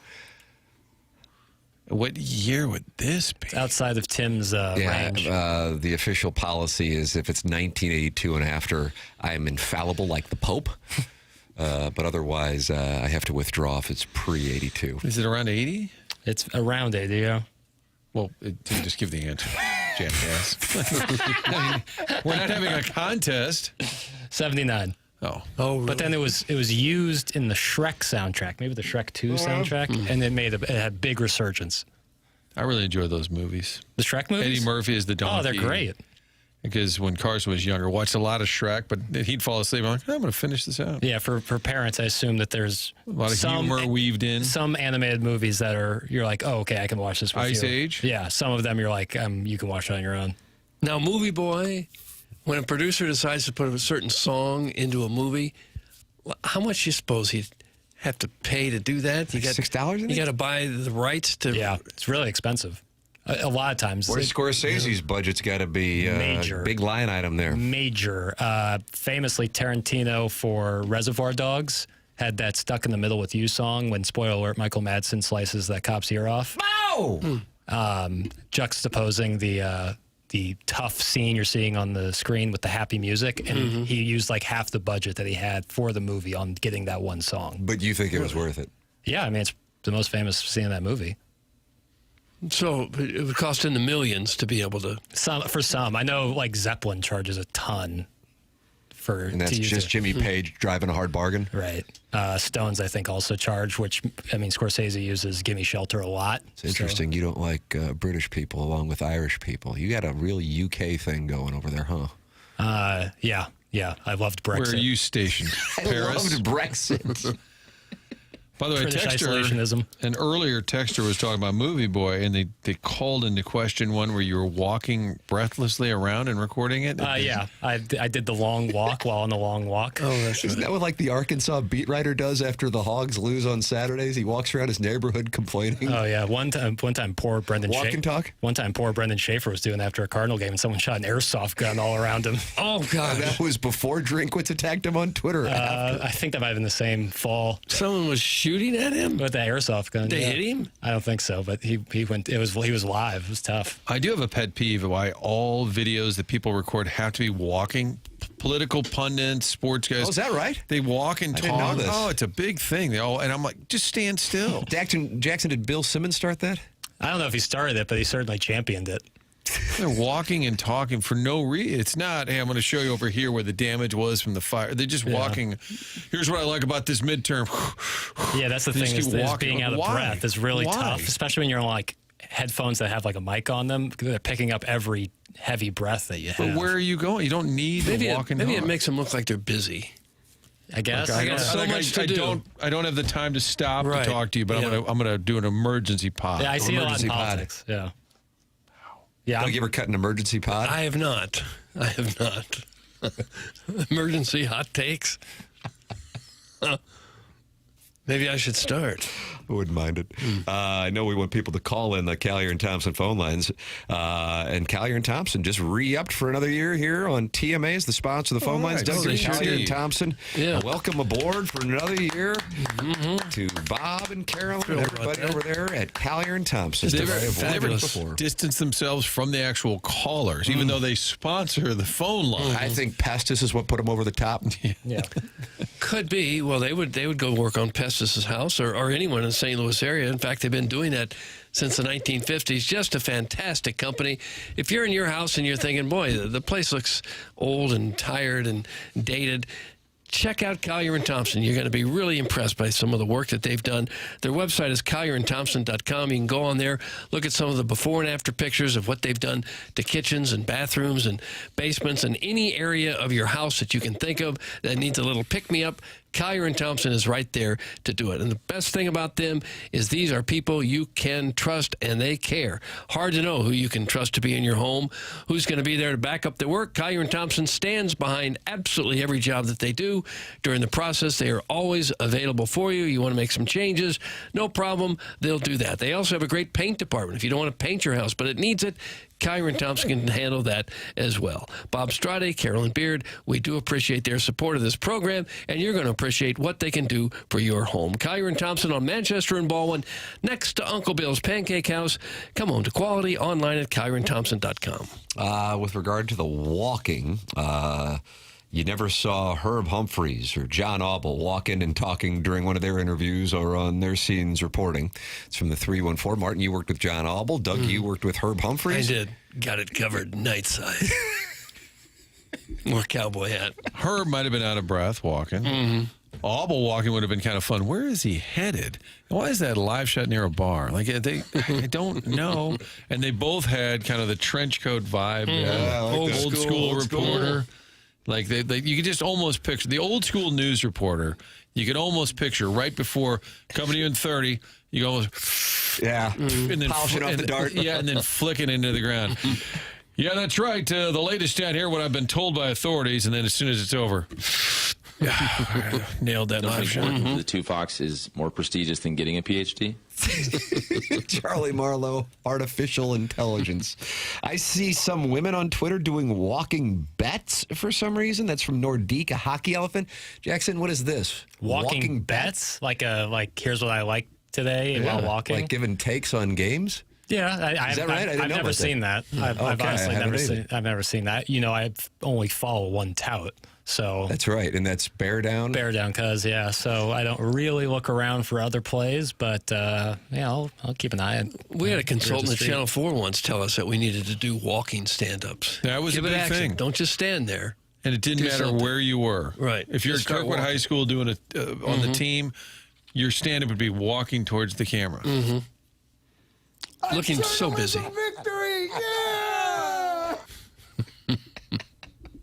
Maybe we need to walk as we do this program. I wouldn't mind it. I'm in. Like that sounds like a remote. How far do you think we get? If we started right here at 7, and we're going to do this till 11, except the onboarding guy. You mean Martin? You're the onboarding guy. Who wants that name in the text inbox? How far do you think could we walk downtown in 4 hours? Think we get to the Arch in 4 hours? Like a headset broadcast. Oh, I don't think we get to the Arch. No, I don't think so either. I don't even know if we get to the city. That's a good question there. We'd get to the city. I think so. I don't think we get to the Arch. That's my play. Okay, well, it's walking how many miles in an hour? Probably about 2 to 3 miles an hour. Right? Yeah, 2 or 3 miles an hour. So a 4-hour show, you're getting 10 to 12 miles. Yeah. What's the Arch from here? Probably 18 to 20. I was going to say 20. Yeah. 20. That's a little high, but I'm going to look at it. We can walk to St. Gabriel's, though, probably. Yeah, that should be our spot. Well, yeah, with a zoo, maybe. I would rather see the banners than the animals. Okay. Unless it's a gerbil. I like the hippos. We're going to walk to St. Gabe's. You ever look at the hippos at the zoo? They're scary animals. I'm not sure I've seen the hippos there. Really? Big ass water? Well, I know what a hippo is, yes. Well, I'm not sure I've seen it at the zoo. I didn't have doubts that you knew about the hippopotamus, but they have a really big tank for them, and it's cool. You can see them both underwater and above water. Right. That's what hippopotamus means, water horse. Yeah, dangerous animals. Oh, gosh, yeah. Very dangerous, even though that they're herbivores. But now when I see them on TV, usually they're wearing sundresses where they open their mouths and birds will fly across, step right across their teeth. Yeah, they seem rather friendly. Yeah, you can play their teeth like the xylophone. Yes. Come to find out, they will hunt you down in the wild. Jeremy Rutherford's going to hunt us down in the wild by coming in studio and answering 2-part questions presented to you by Mark Hanna of Evergreen Wealth Strategies. That is coming up next. Blues questions with Jeremy Rutherford. 2-parters, 314-399-9646. Who wants the text name onboarding guy? And you can also send in your 2-parters. That's coming up here in the Mark Hanna Evergreen Wealth Strategies 9 o'clock hour on the Morning After 101 ESPN and the TMA STL YouTube channel.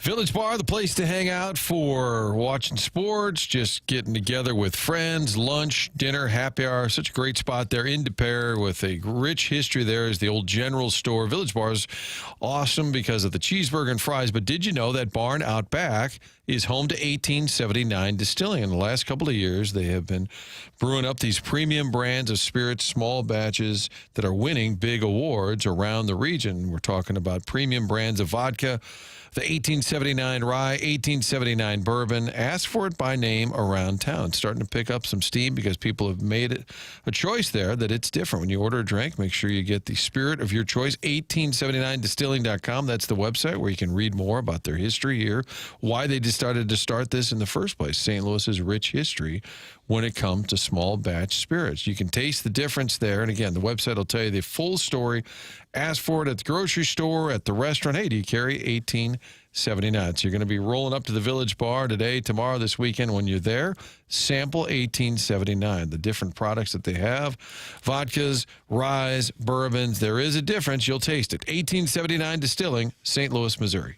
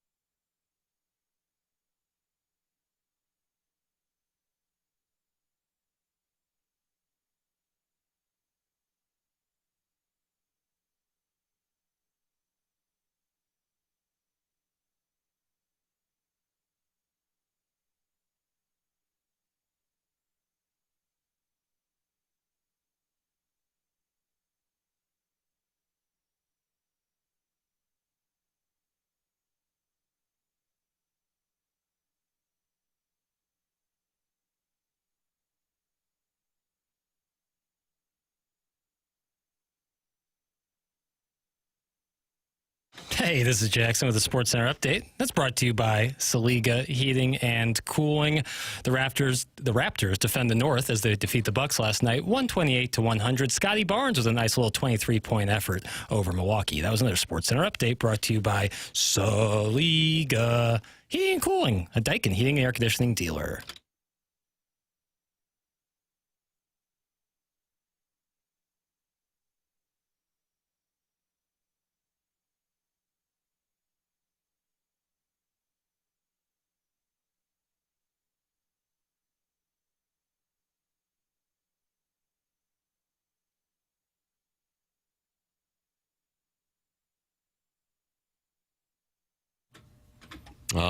Doug. Kimbra and Gautier.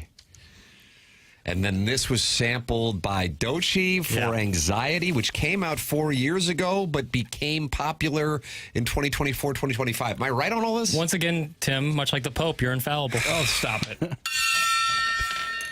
And they wanted Katy Perry to sing the part that Kimbra sang, but she didn't want to do it. This song is outstanding. They wanted somebody with Katy Perry's look and vocal pitch, but Katy didn't want it, so they got Kimbra. Is it G-Y-O-T-E? G-O-T-Y-E? Yep. G-O-T. Go. Is this Kimbra's part coming here? Yeah. Coming to you hot, JR. See if you can think if JR, if this sounds like Katy Perry. I can hear it. Yeah, for sure. Right? For sure. A hint of Kate Bush. I don't know what she sounds like. I only know what she looks like. Kimbra or Katy Perry? Both. Nice. You don't know a Katy Perry song? No. I Kissed the Girl and I Liked It? Clip that off. Is that you saying that? Or that's Fireworks? That was the first. That was the first hit. Was that 2008? Yeah, that sounds about right. Most of them produced by Benny Blanco. All right. Doug, do you know that Benny Blanco produced? Why would I know that? And this all started because Tim's kid says Bangkok instead of the Bengals. Yeah, that's no, Gamecocks. Gamecocks, And Bangkok. I'm like, they're playing the Aggies this weekend. You're the Bangkocks. Fine. He just can't get over this Lenora Sellers offense. Yeah, dynamic. TMA 101 ESPN show is presented by Brown and Crouppen. And Doug, look who's over there, presented to you by Mark Hanna of Evergreen Wealth Strategies. I saw him sitting over there. Hello, JR. Hello, Duggar. Oh, I like that Duggar. Duggar. That's a hockey You feel like name. you're in the room, don't I you? really do. I'm one Was of the that Doug guys. Waits? Was that he was Dougie Waite? Dougie Waite. Dougie Waite. Yeah, little Dougie. I've called Doug Vaughn Duggar for a long time. Nice. Yeah. Duggar. Did they just? I mean, JR is already a nickname, but what would it, if it weren't JR? It'd be Ruthsey. Ruthsey. I think Ruthsey's live. I think it would be JR if you were on the squad. What would Martin be? Killer. Marty. Kilkey. I think it'd be Marty. Kelsey. I think it'd be Marty. Marty. Marty, what has been your nickname? I really haven't had. We had a news director who used to call me Killer. Killer. Somehow it's still on my iTunes. This is what who were we talking about? This might have been off air, but it doesn't matter. Who cares? That, you know, when we come back with all this absurd music over the years, it's still in my iTunes. Oh, we said this yesterday. Random songs pop up. And so I'm driving along yesterday, Martin, and Ask Tony comes up with me and you and the cat. It's on and your playlist? And it's on my playlist, and it's like, Home of the Killer, the Cat, and T-Mac, 590 The Fan, KFNS. Yeah, Big League trying to give us nicknames when nobody called us Killer or T-Mac. The cat, though, stuck. Imagine something they did didn't work. I think. Look at you. You said it, not us. Morning After. Tim McKernan. Tim McKernan, out of town voice guy, cutting Auditioning. audio. But the cat, I think the first big step was when Joe Buck agreed on this show to do it on the broadcast, and he's up in the booth with Al. He's like, all right, let's send it down to Jim Hayes, and Jim does the report. He goes, all right, thanks, the cat. And that was the first. It poured gasoline on the fire, Martin. First bold step.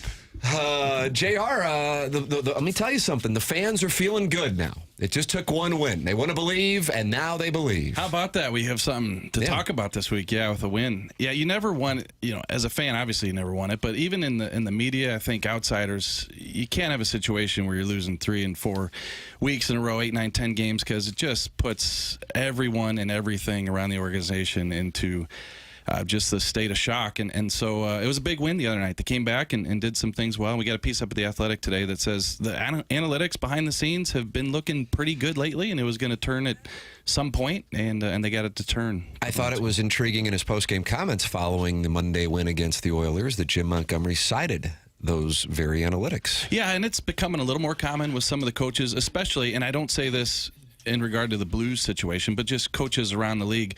When the W's aren't coming, they kind of point to the analytics to show that things are going well.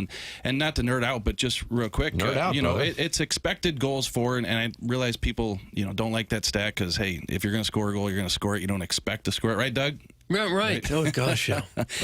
But the Blues, 6th in the league in expected goals, which means they're creating shot quality. And we saw that the other night in that win over Edmonton. It's just they're not converting. They're 19th in goals. So 6th best quality, but 19th converted. So they finally converted. They get back in that game, tie it up, and win it. So anyway, like the coaches say, it turns sometimes, and it did for the Blues. JR, I only have a one-parter, and I apologize. Do you think when they called up Dvorsky, it was meant to be just kind of a few games here, or did they think longer run because Neighbors is out? And I'm just wondering, does it change if he plays well? Do you think they expected him to stick around? Yeah, I think they called him up with the intent that, hey, Jake's going to be out. We need a skilled guy to come up. Let's give him a shot. Let's see what he can do. I don't think it was at all he's just going to play a couple games and go back. I think it was a let's see.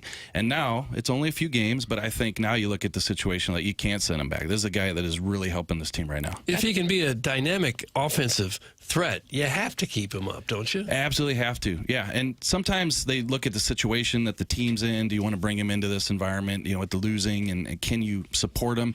But you look at it with him playing with Holloway and Sundqvist the other night. I mean, it couldn't be a better situation. Two guys work hard around him and play well. So I think he's in a great situation. He's performing. And I just see a different Dalibor Dvorsky. He came up, he looked a little timid, the past couple times. But I think this time he knows that he can go in and help this team. All right, we got two-part questions. JR comes in. He's brought to you by Mark Hanna of Evergreen Wealth Strategies. Mark's number is 314-889-0503, or go online at evergreen-ws.com. He is a wonderful gentleman and is a longtime sponsor of both TMA and the Tim McKernan Show podcast. I think the world of him, and I also think it is incredibly important to have a financial advisor. Certainly, when you are a young person, to make sure you have an idea of the importance of just setting something aside, even if it's only like $25 a month, just to get in that habit of knowing what you're making, knowing what you're spending, and beginning to take advantage of compound interest. Mark Hanna is a wonderful person who customizes plans to the individual. 314-889-0503. You'll feel better about your financial situation just by making that phone call and talking to somebody as kind as Mark Hanna. He's online at evergreen-ws.com. Harrison's brother Master leads us off, JR, because that's a tradition. It's like Calvin May leading off Tony La Russa. He was banned, Doug. Are you allowing it for JR? He's got a 50% tariff. I know that. I hate to waive it. Let's see what he's got to say. Face severe consequences. You can probably guess who it's about. Yeah, let me guess. 25? Yeah, that's a nice 25. Read. Greetings, JR. Weekly Jordan Kyrou discussion. A tale as old as time. Gets pulled aside at practice. 0 points since. On pace for 25 and 25 for 50 points. Oh, and another dash 38. Reminder, Doug Armstrong did not trade him when he had the chance. That's Harrison's brother Master. Yeah, the one thing great about coming in and doing this show is I don't have to do the math. Harrison always provides the season projections, 25 goals on the season. Look, I think that he's had some games where he's played well. I think that he's put up some points. I think big picture, like we know from Jim Montgomery chatting with him, and he only played 15 minutes the other night. He hasn't played to the level that they need him to play, and he's not the only one. Pavel Buchnevich, and Marty, I agree with you, probably doesn't take as much as he should. He's right in there too. And you had Thomas out for 4 games, and these guys did not step up. Now you got Thomas back, and the first game back, he plays really well. So, this team, if they're going to have any chance of climbing out of this early season hole, Buchnevich and Kyrou both got to be there. And, it sounds like Harrison each week, we're only focused on the one guy. Question number 1 from Carlos Spicy Wiener. What are the odds Kyrou is a Blue this entire season? And question number 2, my 3-year-old who doesn't even know how to skate started hitting a foam hockey puck in a mini net after watching D2 Mighty Ducks. Can you work some magic and get some scouts over to my house, as we clearly have something special here that the world, or at least my social media circle, needs to know about? They're recruiting at 13 for boys volleyball. Figure they do it sooner for a full contact major sport. Carlos Spicy Winter is unrelenting on the volleyball, Dad. There it is, JR. 2 questions, and I don't know if you have any connections to get somebody over to see his 3-year-old play. Yeah, there's a couple agents in the St. Louis area. We could get him lined up. And, once he graduates from the foam puck to the rubber puck, I think that'll become a more serious situation in terms of finding that representation. And Kyrou, I think, will he be on the team? I keep going back to this. I believe that there were talks last offseason involving Jordan Kyrou. It didn't make the Blues better in the Blues' eyes, so they didn't make the deal. If they find a deal that makes the Blues better, I think it would likely happen. I think he's not a big problem, actually. Not every player is a two-way player. You're going to score many of your goals on power play type situations, and that's what he does. That's what he is.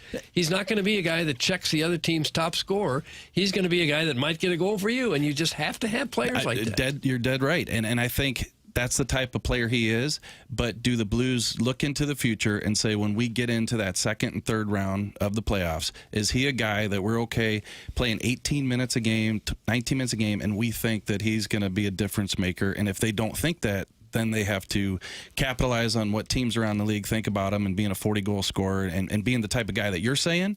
But if the Blues want something different when they get into the playoffs, which I think they might, then I think they'd consider it. Hey, JR, I love the new videos at the rink. Any chance we can get a video of you topless in the cold tub in the back breaking down the upcoming game? That comes from a player, Daddy Padre. So the players want you to go topless with these new reports you're doing. Yeah, I need to get some pointers from Marty here, or is it Killer and Duggar on the videos, because you forgot my 5-year run came over you. Don't walk and talk. Don't do the walk and talk. You're anti-walk and talk, Mark? Yes, not a fan. Do you guys have any pointers? So I just we'll tell people, what are you doing? Yeah, so I just started kind of a couple times a week, just put the camera on a table and stand in front of it and rattle off some stats and what to look for in the Blues game, and that's kind of what they're looking for. And wondering. So a little preview vid. Yeah. What's the length on that? Yeah, so it's got to be less than 220 for Twitter. So, sure. And I will not take my shirt off. I feel like you can see my sausage nipples through my shirt, so I don't necessarily snag that. I bet if you did, your little podcast would go viral, and you'd have people all over the world watching it. If I did it? If you went topless while you did it. I think and don't explain it or anything. Just do it that way. Do you guys have any producers, general managers at the stations over the years that would ask us to work topless? Like during sweeps or anything? Yeah. No, actually, we dealt with more crime. Being to be real transparent with you. All right, what's up, Trev? I've got a take here that this is going to help JR in papers. I'm going to need the audio that we discussed, because everybody likes a shtick, right? And you having great hockey knowledge, it's not enough. Being a Jeffco insider, not enough. Maybe you could do the segments while using a binky. Here's the head coach, Jim Montgomery. Following up on that binky comment, we've known Sunquist. Did you have a binky as a kid?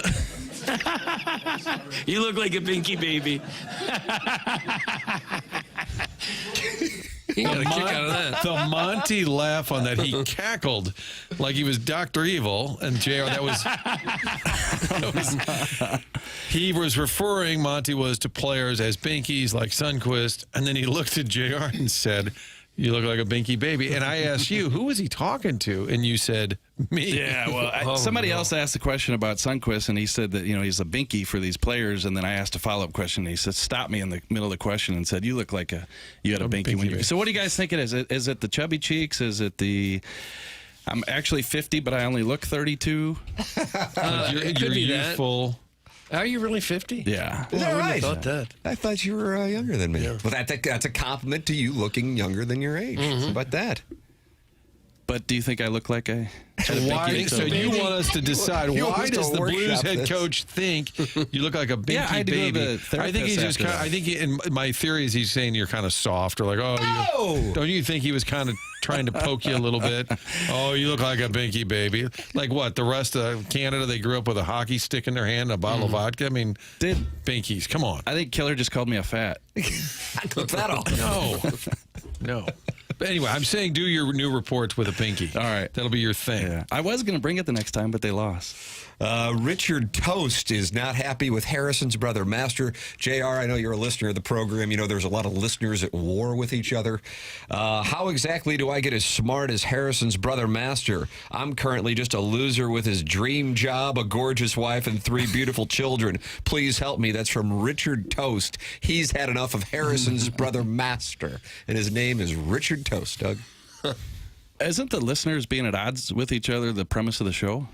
At odds with us or themselves, correct. That's essentially the business model. In general. That's exactly right. JR, the Blues are trying everything to help Lucic make this team. His past style of play plays well in the playoffs. Who's out if he does make the team? Well, I think that, if people didn't see it, he's going to the American Hockey League to get some games. He's been rehabbing for a couple weeks here in St. Louis. There's no timetable, so could he be here in a week, 2 weeks, 3 weeks? We don't know. And when he comes, it depends on, A, who's healthy, if you got everybody, and B, anybody performing poorly, maybe they're the ones out. But right now it has to be Texier. I mean, the other night, you had the healthy scratch Nathan Walker. I think he's a guy that they'd like to have in the lineup.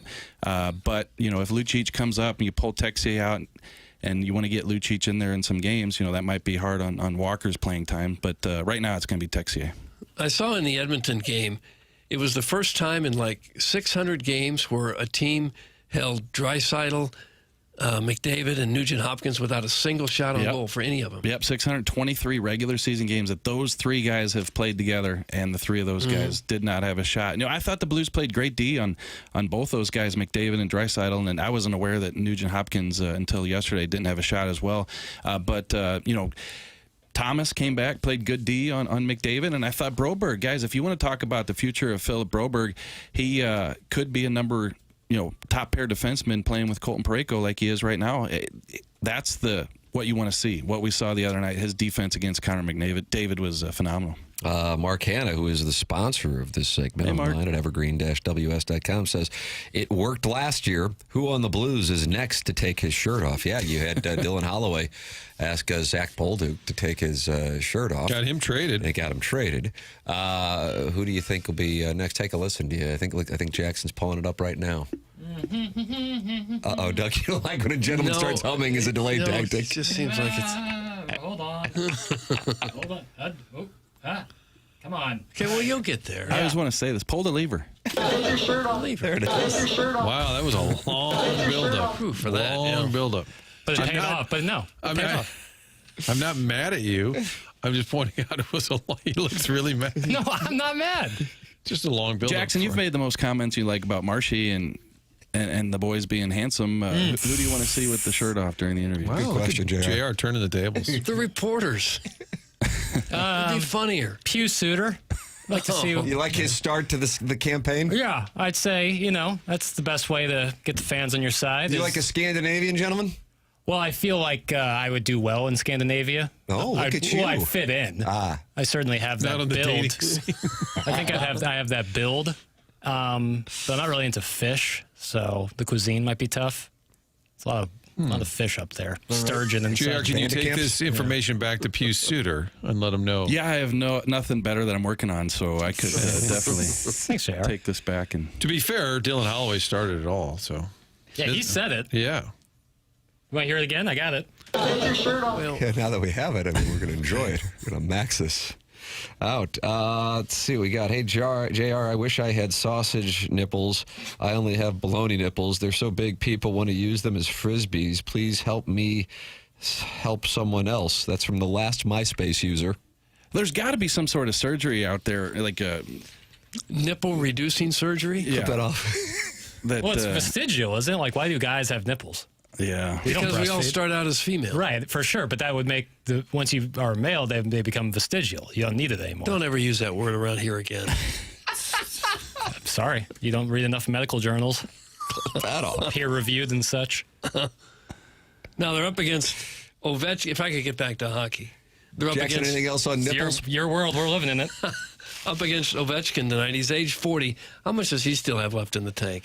Is he even close to the player he used to be, or still going strong? He's still going strong. You know, from what I've seen, last year obviously set the record and wanted to come back this year. Get to 900 goals and help that team win. So he's a guy who, he's got the shot and sits in the office on the power play, but he still can help this team. And Doug, what's most amazing is they say that he's drinks a lot of Coca-Cola and soda guy, and really, and so this isn't a guy who's a beacon of health like Jackson over there, but still getting it done. So the Blues work cut out for him tonight with Ovechkin still suiting up. I suppose if you work out every day, and he probably does, you can get by with a little soda. Yeah. I think it was Marty. Did you ever hear this? Chris Stewart, remember Stewie? Yeah. Part of the Eric Johnson deal. Yeah, I think it was pretty well known years ago that when he played here, had a couple Red Bulls in that Gatorade bottle on the. Oh, is that right? Really?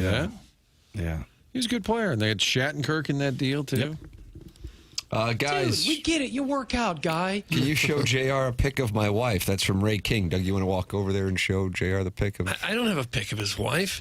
He just sent it in. Appears to be about a 28-year-old heavier gentleman with a beard. Okay. At a Blues game? Scary as JR. I don't know if you can see that far away. You know what? I'll just take a pass on this. Yeah, you don't need to see much. JR, do you have the Last Minute Blues podcast? I assume you got a heart out. I don't see a heart out on the dossier. Yeah, yesterday. No heart out. We did the podcast yesterday, so I'm here till Let it I got breathe. Onboarding at 10, but there it is. There you go. Onboarding guy right over there. I booked JR yesterday in the bathroom. Yeah, in the bathroom. Yeah, at the urinal. Is that right? I walked in That's there. where you get deals done, eh? It was market manager, president here, John Kiowski, and JR were talking, and I said, sorry, fellas, I didn't mean to this meeting. I don't know what's going on, but I just wanted JR to come on the program. Yeah, we got to about a minute and a half, and I think that's about the rule on the bathroom conversation where you have to put an end to things, right? 90 seconds, you got to... Mm-hmm. Yeah, I have a rule where if someone's in the stall, I don't communicate with them. No. And vice versa. Quiet time. Although LBJ, I think, would have meetings while he was in the stall. And record them. Yeah.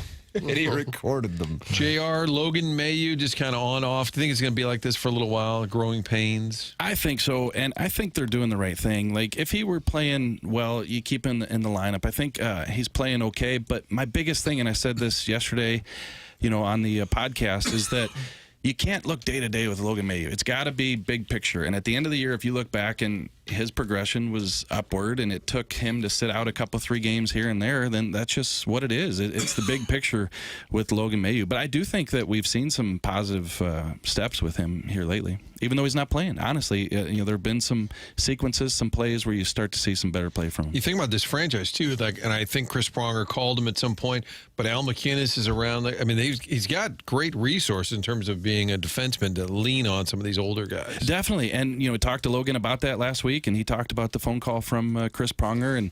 And what's amazing is we lived it with Chris Pronger, all of us, and we know what he went through. But even listening to Logan Mailloux talk about the conversation, he said it sounds like he's gone through some similar things that I did, and who better to talk to than somebody who lived it. So those resources, Al McInnes, Robert Bortuzzo, and guys, by the way, Robert Bortuzzo taking on a little bit of a bigger role in the organization, scouting for the team, and he's obviously close to Alexander Steen, who's going to be the GM. But Bortuzzo, to be able to sit in the booth with him and talk to Mailloux as a healthy scratch, I think is also a big benefit. Blues and Capitals this evening. Pregame 5:30 p.m. here on 101 ESPN. Puck drop at 6:30 p.m. Miss anything with Jeremy Rutherford? Of course, you can read him in The Athletic and go back and podcast via the Schaefer Door Company podcast on the TMA STL app and the 101 ESPN app. JR, we always appreciate the conversation. Yeah, always appreciate it. And Jackson, so just an explanation as to why I don't know much about Katy Perry. Your league takes on entertainers like that and puts them on halftime of the All-Star game. I get a league that has like Gin Blossom at the All-Star game. Didn't they have Tate McRae do something with the NHL All-Star game? She coached the All-Star game, didn't she? Yeah, that's a Canadian, star. so I think that's a poll there, yeah. Jackson, Tate McRae, Dua Lipa, and who was the third I presented to you? Olivia Rodrigo. I think you brought up Olivia Sabrina Rodrigo. Carpenter? Sabrina Carpenter, Sabby Carpenter, and this guy, he is a man in love with Dua Lipa. Yeah, Dua Lipa. That's. Is it reciprocated at all? Doubtful. Well, I haven't been What given. if she knew you were on air now? That's right. Yeah. On FM. Right. Yeah, She just, HD2 anymore. she just won't give me a chance. You know, Her loss. You know, if I get it, all you gotta give me is a chance. Send a DM. Yeah, I'm sure that won't get lost. Would in the you shuffle. quit this gig to become her manager? Yeah, you would. For sure. Travel the globe and make a lot of money. I thought you were going to the Score. Yeah, Well, 670. if Dua Lipa falls through, Right, that's Plan B. Yeah, Plan B. C is to stay here and get attacked every day. Plan D is back at Ronnie's. That's Jeremy Rutherford. He's brought to you by Mark Hanna. Thank you, JR. Thank you, Mark. Thanks, guys. Mark Hanna, thank you, sponsor of the JR. segment. We'll take a break, come back with more TMA.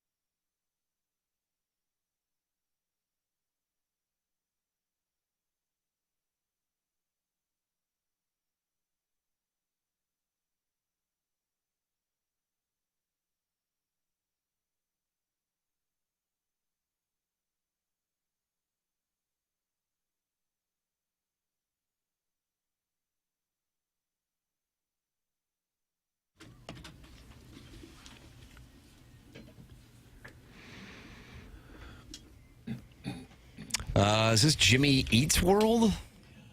Yeah. What do you think? I'm not sure on the year on here. I'm not going to allocate anything. This is not a la situation. Okay. I feel like 2007, 2008, 2009 is alive, so I'll say 2008, but I'm only going to say, hey, just make the play for fun. I feel earlier. Really? 5 or 6. Martin, you were right with earlier, but it's even earlier than that. This is a 2001 jam. Wow. Yeah. Wow. Jimmy Eat World. Okay. Doug, you thought it was 2001? I didn't know when it was. I don't know the years, Tim. The program is called TMA, fresh off of Jeremy Rutherford's sausage nipple reveal. Brought to you by Mark Hanna of Evergreen Wealth Strategies. Let's see. Adam Welly is not happy in the Michelob Ultra YouTube chat, Jackson. Mm-hmm. Okay. Yeah, I think he doesn't like me. Oh, is that right? I think. I don't know. I can't be sure. I know this is the hardest thing you have ever done, but can we get the official email of the day contest rules? Please, Jesus. There must be order, Doug. How can you stand for this? That's from Adam Welly. He really wants that HVAC system? Jesus. Is that what this is about? He made a prayer out of it. What is he asking for? The rules. No, I respect the question, and I appreciate people, and he just wants you to know he loves you, but he spelled it Jaxon. Yeah, that's my name is a C, K, and an S. Wow. Okay. So Matt Holliday's kid respectfully. You don't mind wasting letters, do you? I wouldn't spell his name with a U. No, you wouldn't. Jackson Holiday, Yes, CK. sir. Yeah. Jackson Dart, X. Yeah. What about Jackson Hayes? NBA kid, isn't he? Yeah, Jackson Hayes is an X.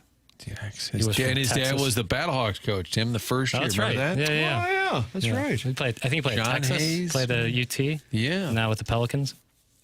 Here's what the situation is. It's a good question, and I'm sure other people have the same question. So let's make sure we answer it as directly as we can. Seth Goldcamp, who has been sponsoring this program, I think going back since 2014, but I could be off on that. But either way, certainly a long time. And Martin and Doug and myself are all Design Air Heating and Cooling clients.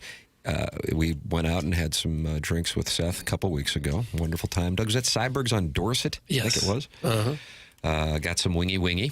Brought that home for the family. And had some libations.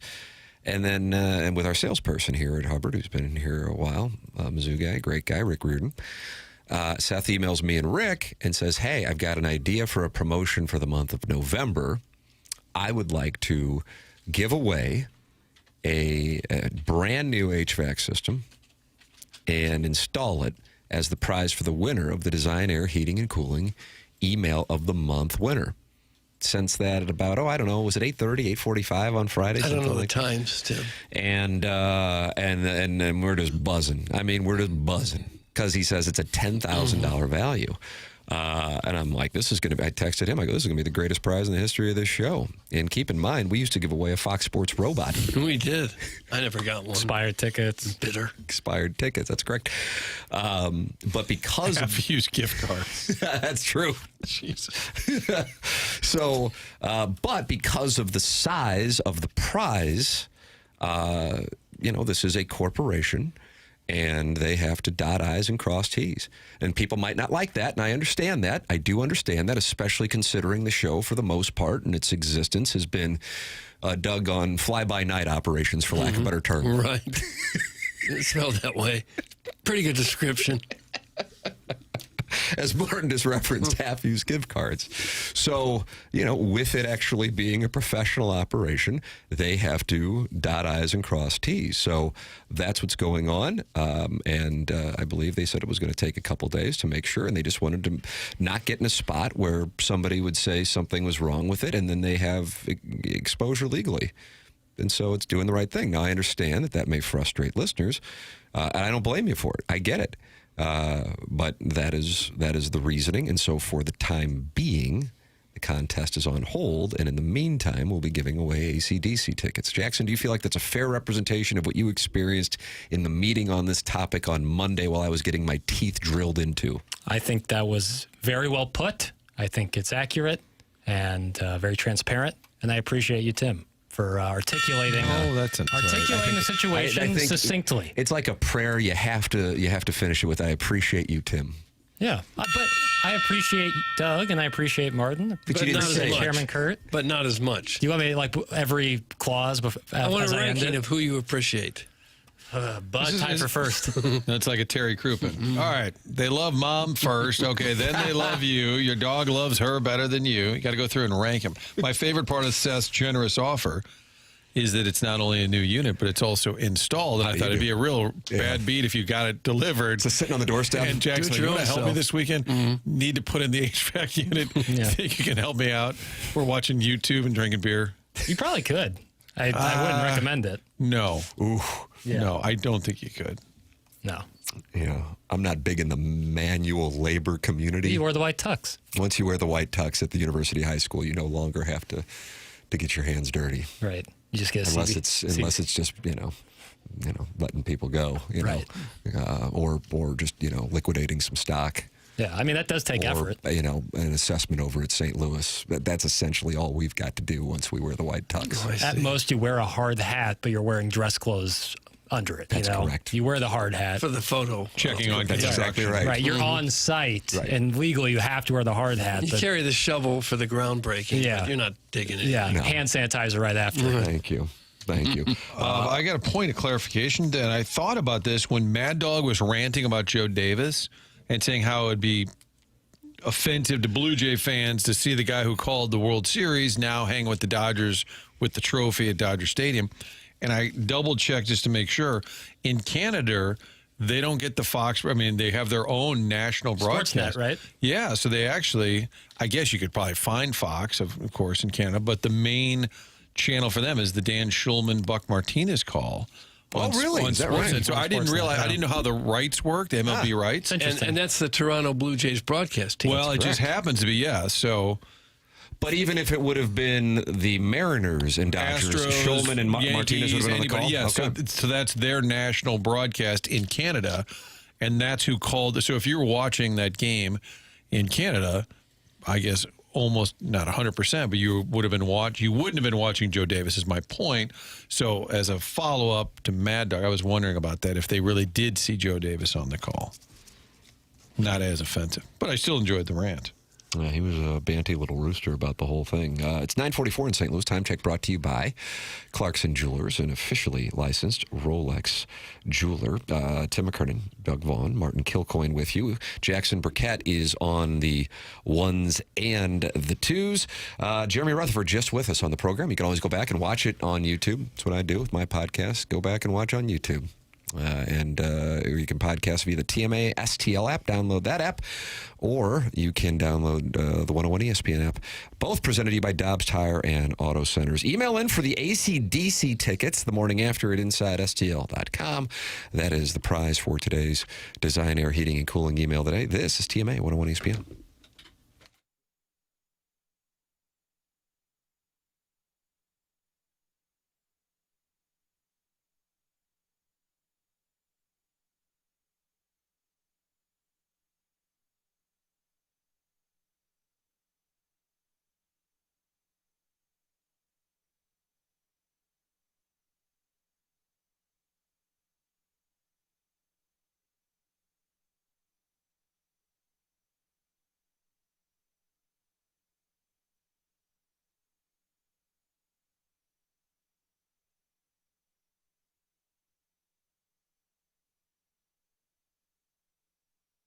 Headed to good old Scotland. Boy, there's so much history there, beautiful scenery, breathtaking landscape, the seafood. So much of Scotland looks appealing. It's a bucket list. A lot of folks have come up to me and said, heard about the trip, really want to go because it's on the bucket list. And we are going to Scotland next summer. We've talked a lot about it, but now's your chance to get signed up. Find out more. It's real simple. Next Tuesday, we're going to have a meeting going over all the details. You'll find out what Colette does for you, which is a lot. They handle all the details, put together the flight, the meals, the hotels, local experiences. Trip of a lifetime. Next summer, June 15th, a 10-day trip put together by our friends at Colette Altair Travel. We'll set up the meeting for next Tuesday where we go through all the details. 968-9600. That's the number to call. 314-968-9600. 9600. Call up our friend Sherry, find out more information, get signed up for next Tuesday's Zoom meeting where we go through all the details about a trip of a lifetime, checking out the Highlands, the Orkney Islands, Glasgow, Edinburgh, the whiskey distillery, sitting around telling stories. Looking forward to going with you, the listener, next summer, June 15th. But next week is the day we get together to plan it out. 968-9600, the number 2, Altair Travel.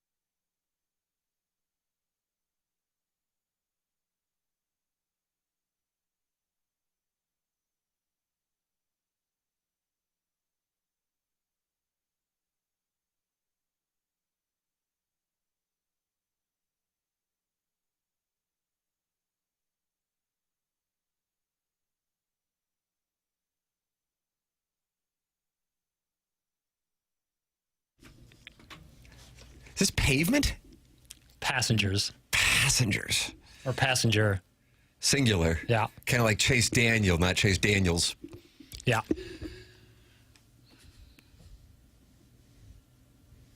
But I think it's recent enough. They've got a chance to not be a one-hit wonder. You know what I mean? They could Still put alive. Yeah, like an album next year or 3 years down the road. We're coming up on 15 years here. Is it?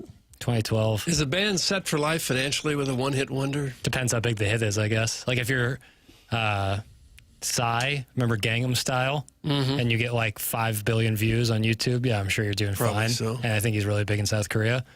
But if you're Passenger with this little tune, I don't know. Probably not. Yeah. But I like this song. Very catchy. Feels like the end of a Netflix special. Credits rolling. Nice.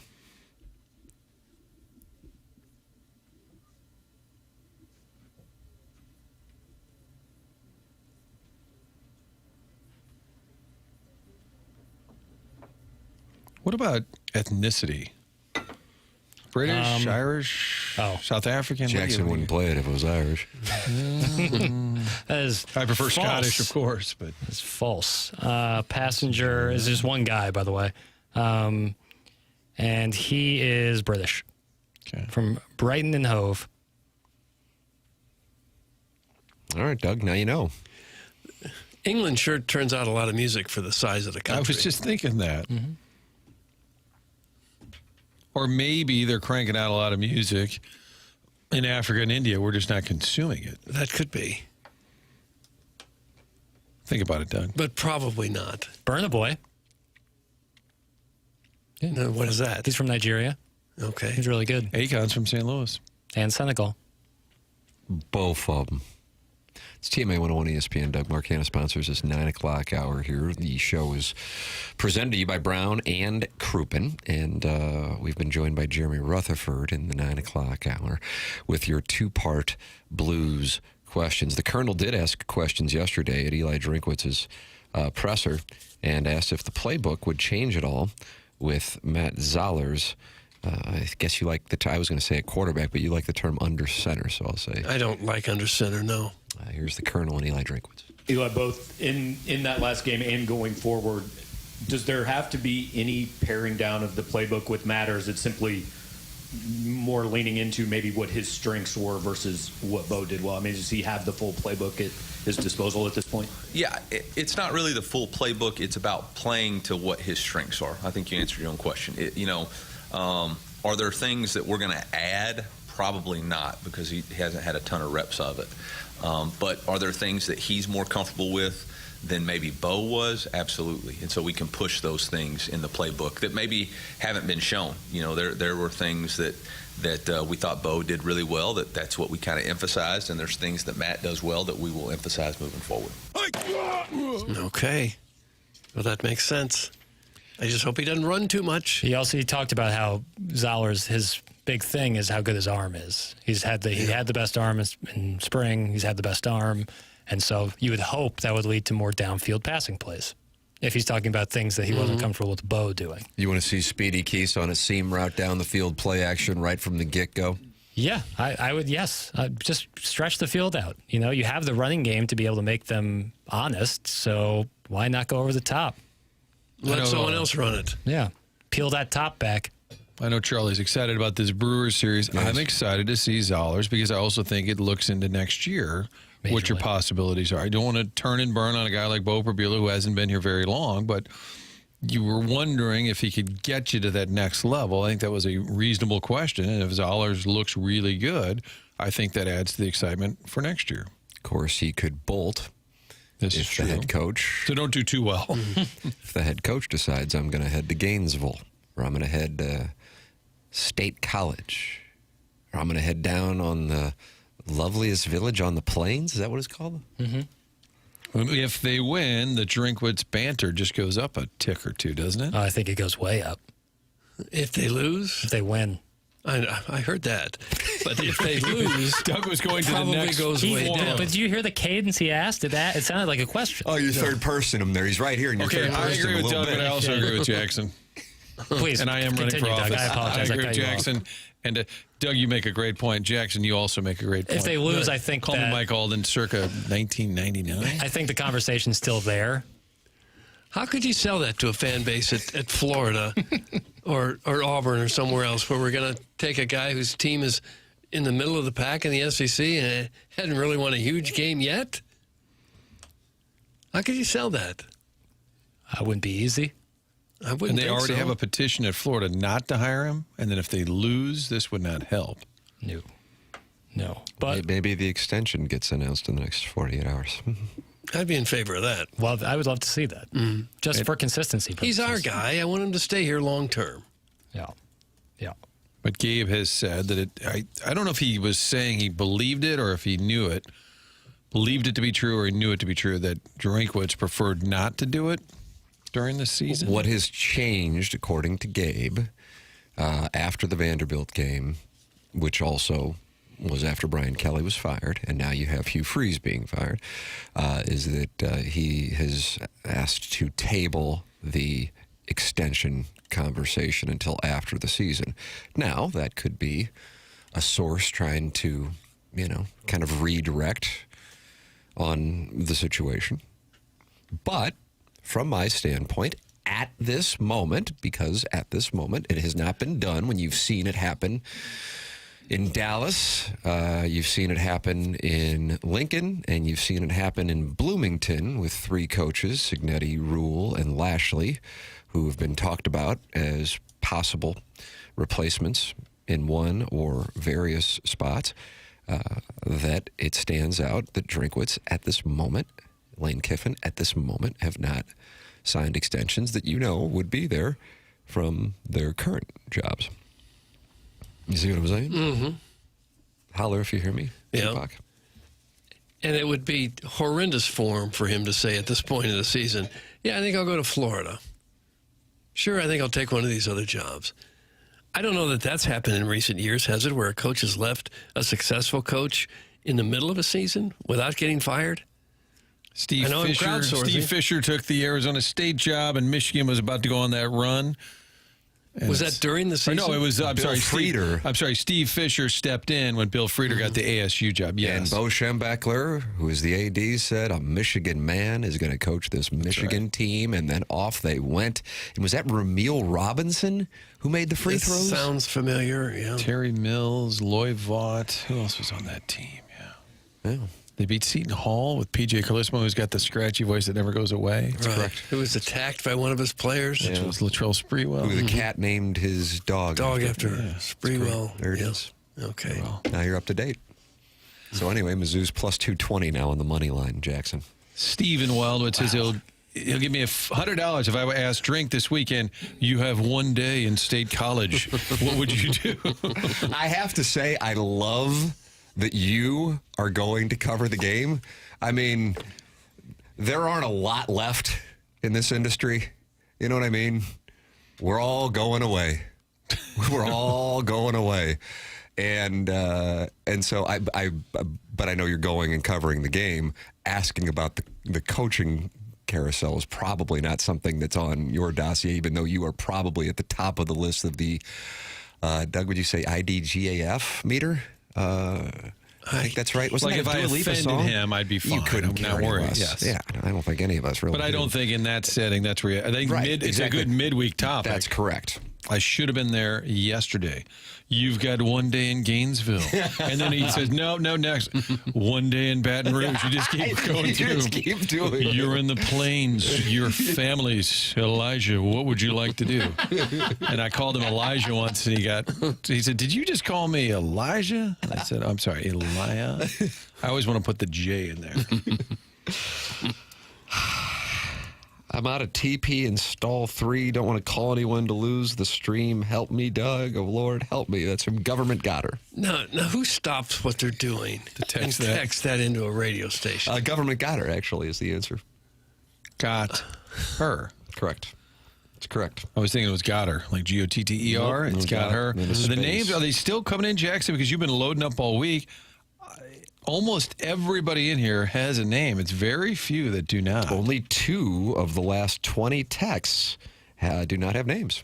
I'm working as Papers is best working it. as best as I can, you know. But KG not being here means I'm doing some other things while he's on vacation. So just give me you're fine. a wide berth. You Those can who go are, back are later asking. in the day, too, and scroll through. Well, let's not get carried away. let's not do too much Wow, it there. sounds like you don't want to be the rock star of the quarter. Well, there's this guy, Tim, he couldn't possibly go back later in the day and add a name.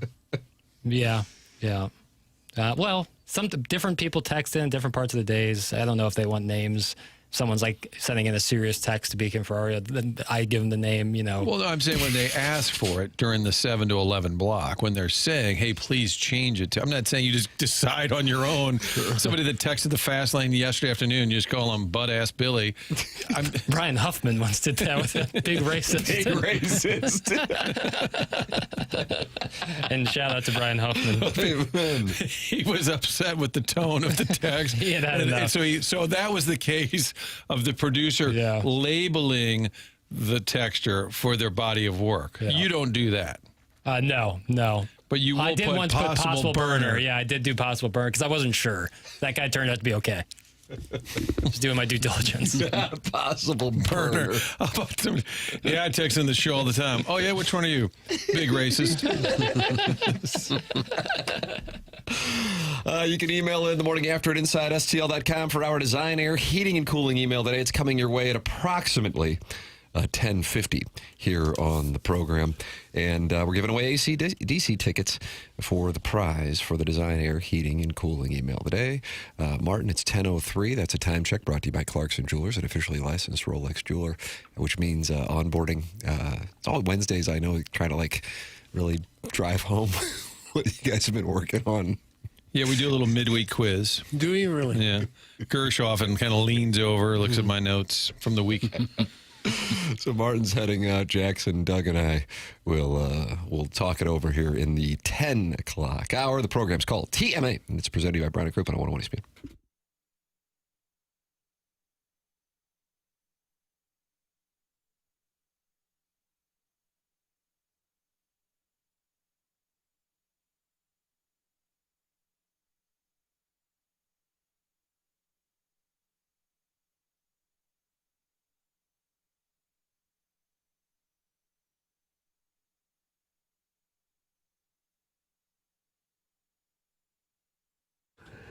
TMA is brought to you by St. Louis-based Stifel, a leading wealth management and investment banking firm. Stifel is the firm where success meets success and has been since 1890. Founded in downtown St. Louis in 1890, same street the company is headquartered on today.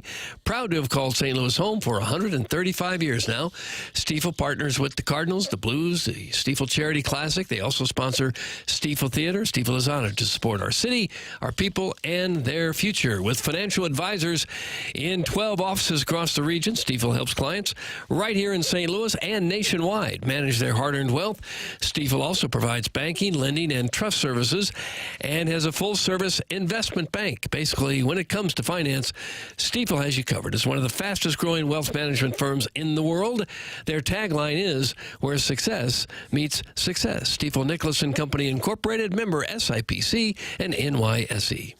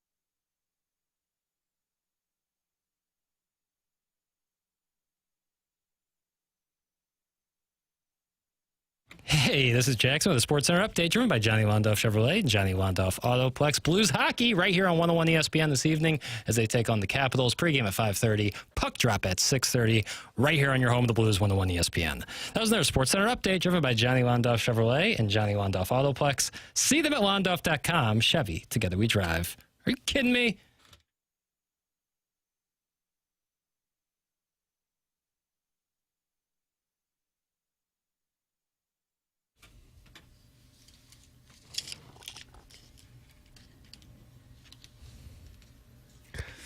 I think some would reject the Lumineers being a one-hit wonder. This was a last-minute panic play because I'm going through Apple Music's 200 best one-hit wonders. Yeah, I really like the Lumineers song with Zach Bryan.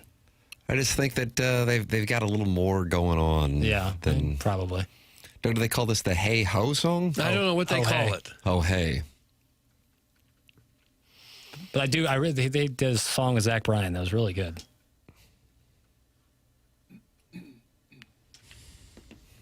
Yeah, the Apple Music one has it's a bad list because it has Billionaire.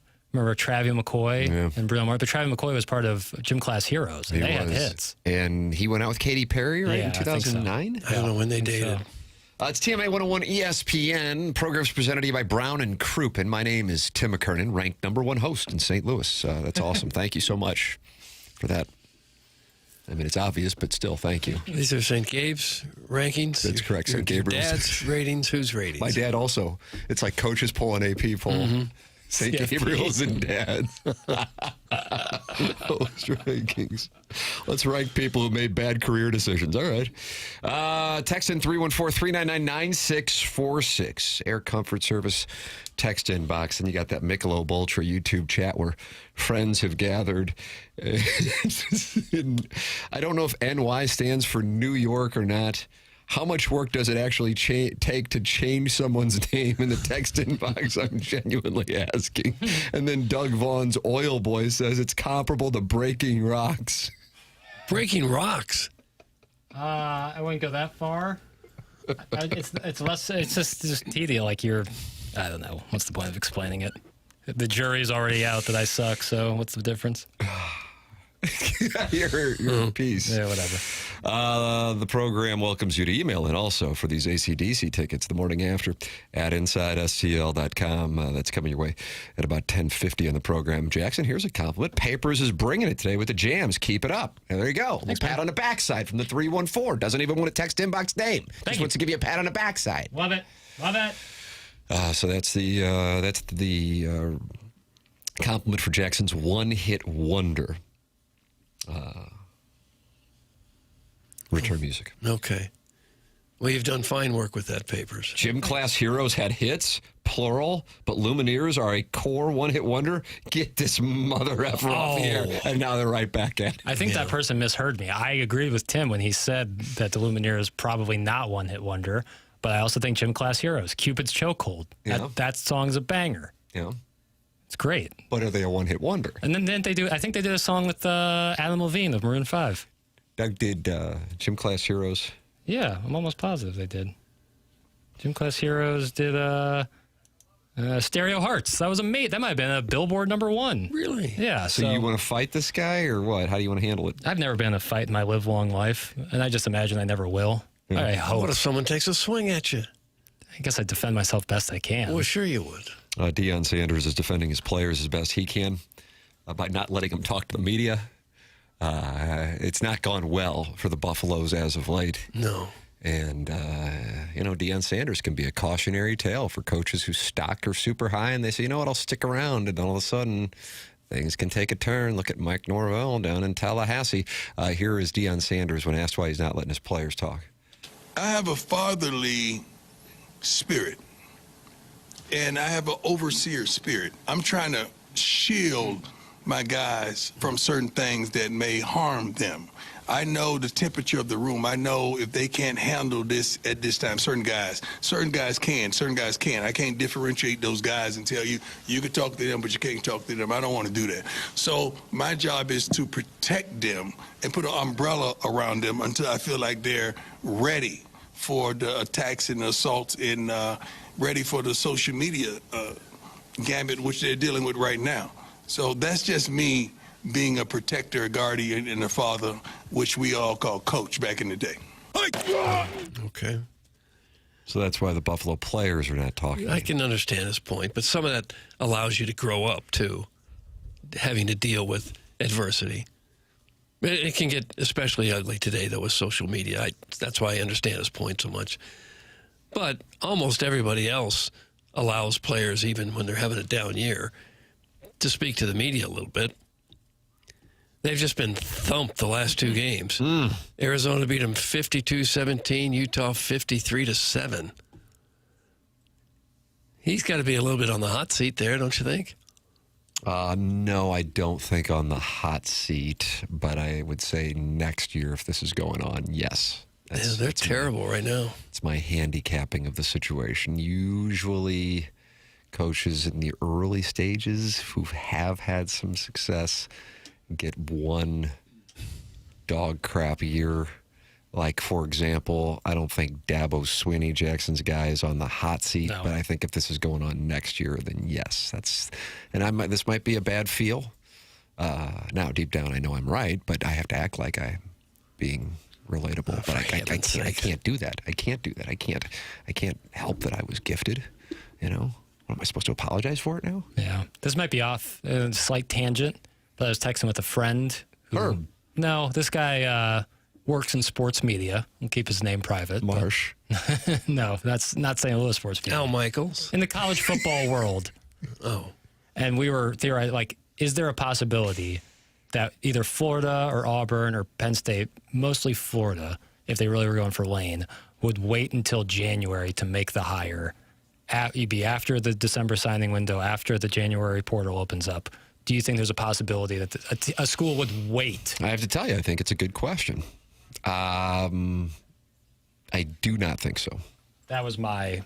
I wouldn't be surprised by it, considering what we've seen so far this year. However, I think 2026 would basically be a wash if you did that, because you'd be so late on portal guys, and then people are leaving. I don't know. But if they had their hearts set on Lane Kiffin and his team is still in the playoffs, I think they might. If they think, well, now you're all in, and you got to make sure you get him. Yeah, right. Yeah. What if you don't get? Yeah, what if he says, "I'm gonna stay"? Let me tell you something. Ole Miss could win the national championship. Unlike, and I feel like we might have had this. We had this conversation in the NFL last year. Mm-hmm. I felt really good about it. I think we said 5 teams could win the Super Bowl. Yep. I think that was it. And certainly the Eagles and the Chiefs were 2 of them. In college football this year, 10 teams, maybe more. Could win the national championship? Any of those top 10. It seems odd that a guy who's with a team and has coached a team in Ole Miss that has a chance to win the whole thing would even consider going somewhere else where the team is down. And who knows? Maybe he isn't. You know, maybe he isn't. But I agree with your exact premise. Why? I don't know. I'm sure they pay him quite well at Ole Miss. Exactly right. The money can't be that much different. Yeah, I agree with that. Guys, he would fit in well in Fayetteville. That's from Nikolai from St. Chuck. So you're going to go from one of the best teams in the league to the worst? Doesn't make sense. I don't think Lane will be heading to Fayetteville. Is that because you hate Woo Pig Suey? No, I do not like Woo Pig Suey, but I don't really care. I kind of like Calipari. I think that the waiting factor is an underrated piece of Drink being mentioned for jobs that is not getting discussed more. He very well may be available. Lane Train may not be. That's from Alan Dadeville, and I couldn't agree more with you.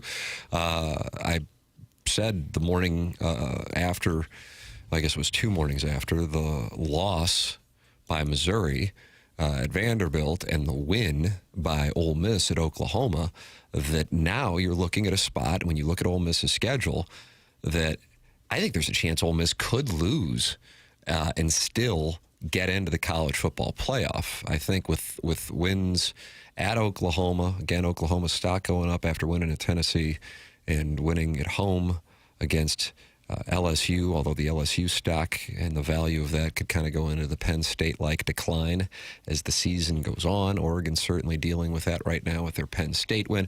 That I think Ole Miss is, and I think, by the way, deservedly so. I was off on Ole Miss. I was handicapping them wrong. So with that said, Eli Drinkwitz likely to be available in December.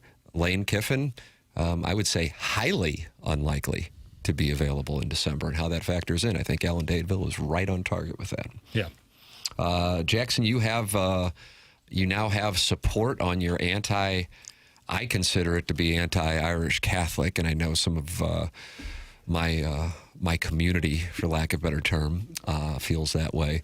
But you just call it anti-Notre Dame. You have somebody who is now in lockstep with you? Yeah, Jordan Rogers of ESPN is talking about my exact premise, I guess. And what is your premise?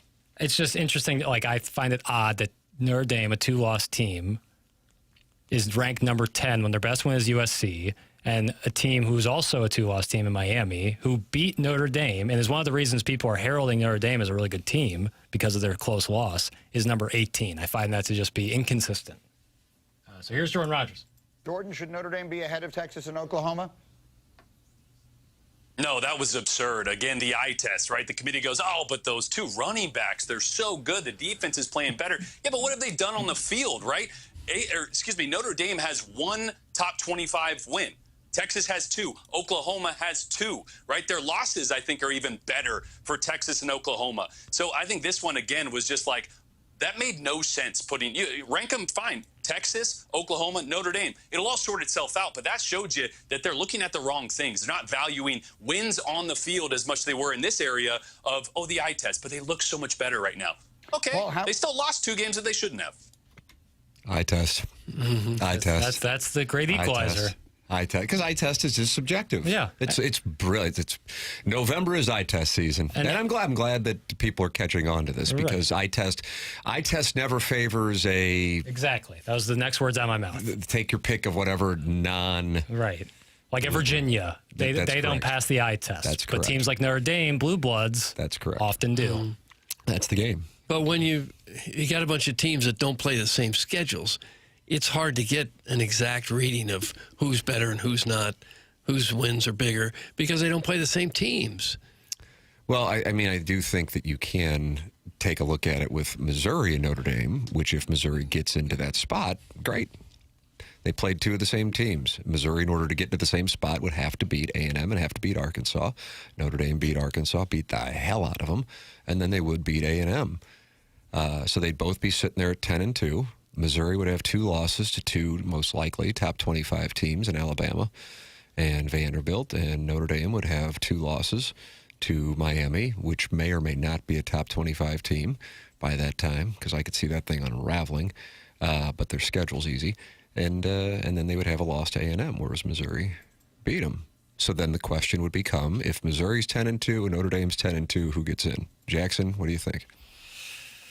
If Missouri is 10-2, Notre Dame 10-2. You got to put $1,000 in, and you can't take it from your trust fund. It has to be Missouri. But what do you think will happen? Oh, it's Notre Dame all day. Woot, give me that opportunity for it to happen. Mm-hmm. And you said it in the 7 o'clock hour, you'd file an injunction? Several. Yeah, C&Ds, a bunch of C&Ds. Cease and desist? Yeah. C&Ds and whatever the Florida governor did whenever Florida State got canned out of the 4-teamer a couple of years ago. I do the same thing. Because that would be nonsense. That would be pure nonsense. That would be, then what would be the point? Like, what's the point of playing the game if Notre Dame can lose and then play nothing but crap except for USC and still get in the college football playoff? The point for the college football powers that be is to make as much money as possible. And if Notre Dame can deliver TV ratings and more packed stadiums, that's what they'll do. It would be phenomenal if Missouri and Notre Dame are being debated. It could be tense around the house on Thanksgiving. I bet. If they are 10-2, which again means Missouri would have beaten Texas A&M. Oklahoma on the road. And Oklahoma on the road. And Notre Dame, they have the trip to Pittsburgh. Yeah. Which is 2 spots behind Missouri in the college football playoff ranking. And they got Navy, 27.5-point favorites this weekend for the Fighting Irish. You might hear about that on the FanDuel Spread Zone, which I'm recording in about 36 minutes with Riz and Stalter. And I don't know, some other butt-ass, if Notre Dame gets chosen. It would just be... I would be in pain, but yet the joy of the anger where people would actually be siding with Missouri would be rewarding. It's kind of like Paul Giamatti and his kink and billions, Doug. Sure, it's supposed to be painful, but he experienced pleasure from it. Am I right, Jackson? Yeah, this Notre Dame being put in 10-2 Notre Dame over 10-2 Missouri this year would be the equivalent of getting boiling hot wax all over your skin. And was that body of evidence with Willem Dafoe and Madonna? Am I right on that? And you don't say William Dafoe, you say Willem. Do you have a problem with that? Yes, I have a problem with that. His name is Willem. Willem. I think his mother misspelled his name on the birth certificate. She was still Jackson in called pain William. in the hospital. Did Willem Dafoe and Madonna ever date? Doug? You're asking me? Hell, I don't know. Okay, I'll look into that. What the F is Papers, boy, getting so worked up about? It's never going to happen. Chill, bro. It's from Doug's legs akimbo. We do a 4-hour program. We're going to get into some hypotheticals every once in a while. Jackson getting pre-outraged about this scenario that absolutely will not happen is very funny. They're going to lose by 20 this weekend. That's from Kwame Voyukas IV, and he loves the Billikens. I am in total awareness that most of this will likely be moot once Missouri loses one game. However, and I really want people to turn up their cars or their headphones right now, if both Missouri and Notre Dame run the table. Did you hear that? If both of them run the table and Notre Dame is to get over Missouri, that would be an outrage. But you're going to file an injunction. Yes, absolutely. Injunction, C&D. My lawyer's going to be busy as hell. I'll get a team together. I don't care. Who are you? I'm a true son. Someone's got to step up. Because then what would be the point of even playing? You think the college football playoff committee could get ready to announce the brackets and then, oh, wait a minute, an injunction has just crossed our desk. Cancel everything. From a producer in St. Louis. Yeah, send it right to Reese Davis.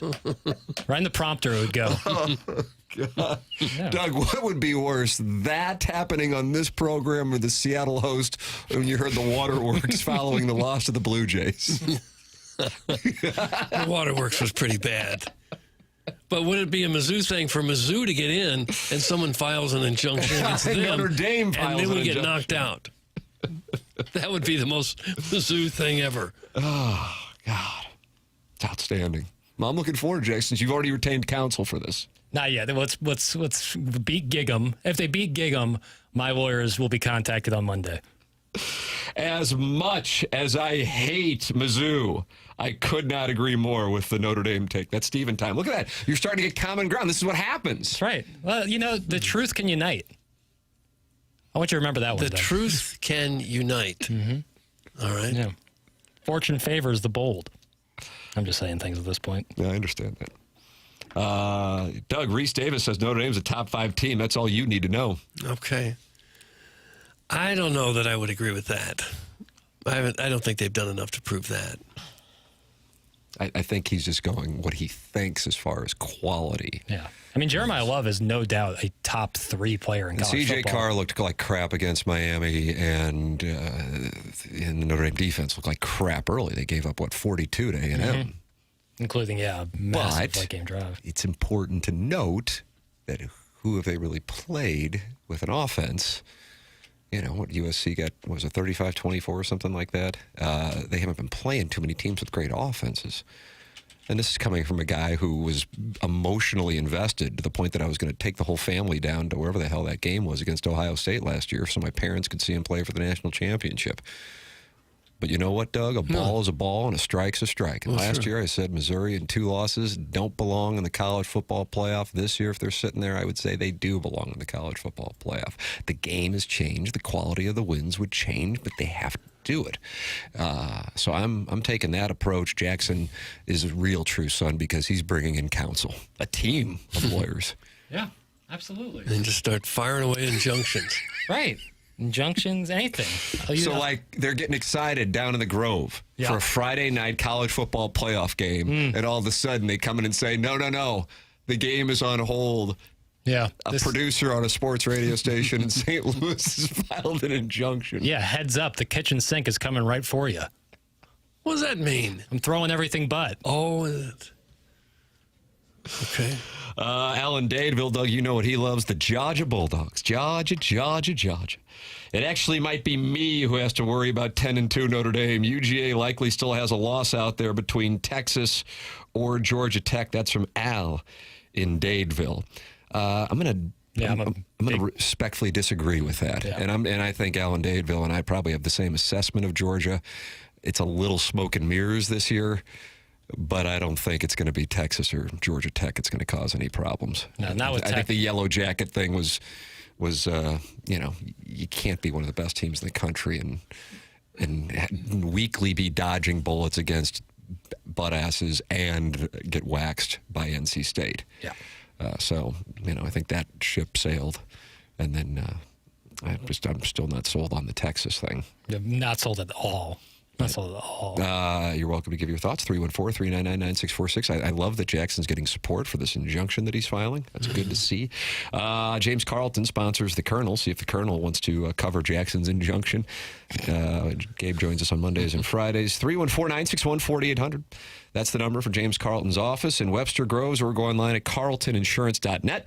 James Carlton has been my insurance agent since 2019. Jamie Rivers just switched to James Carlton last month and saved thousands of dollars. He can do the same thing for you. And at the very least, you know this, you're going to get great customer service. That's why he has 450 plus 5-star reviews when you Google his name. CarltonInsurance.net. 2-minute phone call could really wind up saving you thousands of dollars just by letting them know what your situation is. They look into it, and the next thing you know, you might be saving all kinds of money. It's worth taking that time by calling 314-961-4800.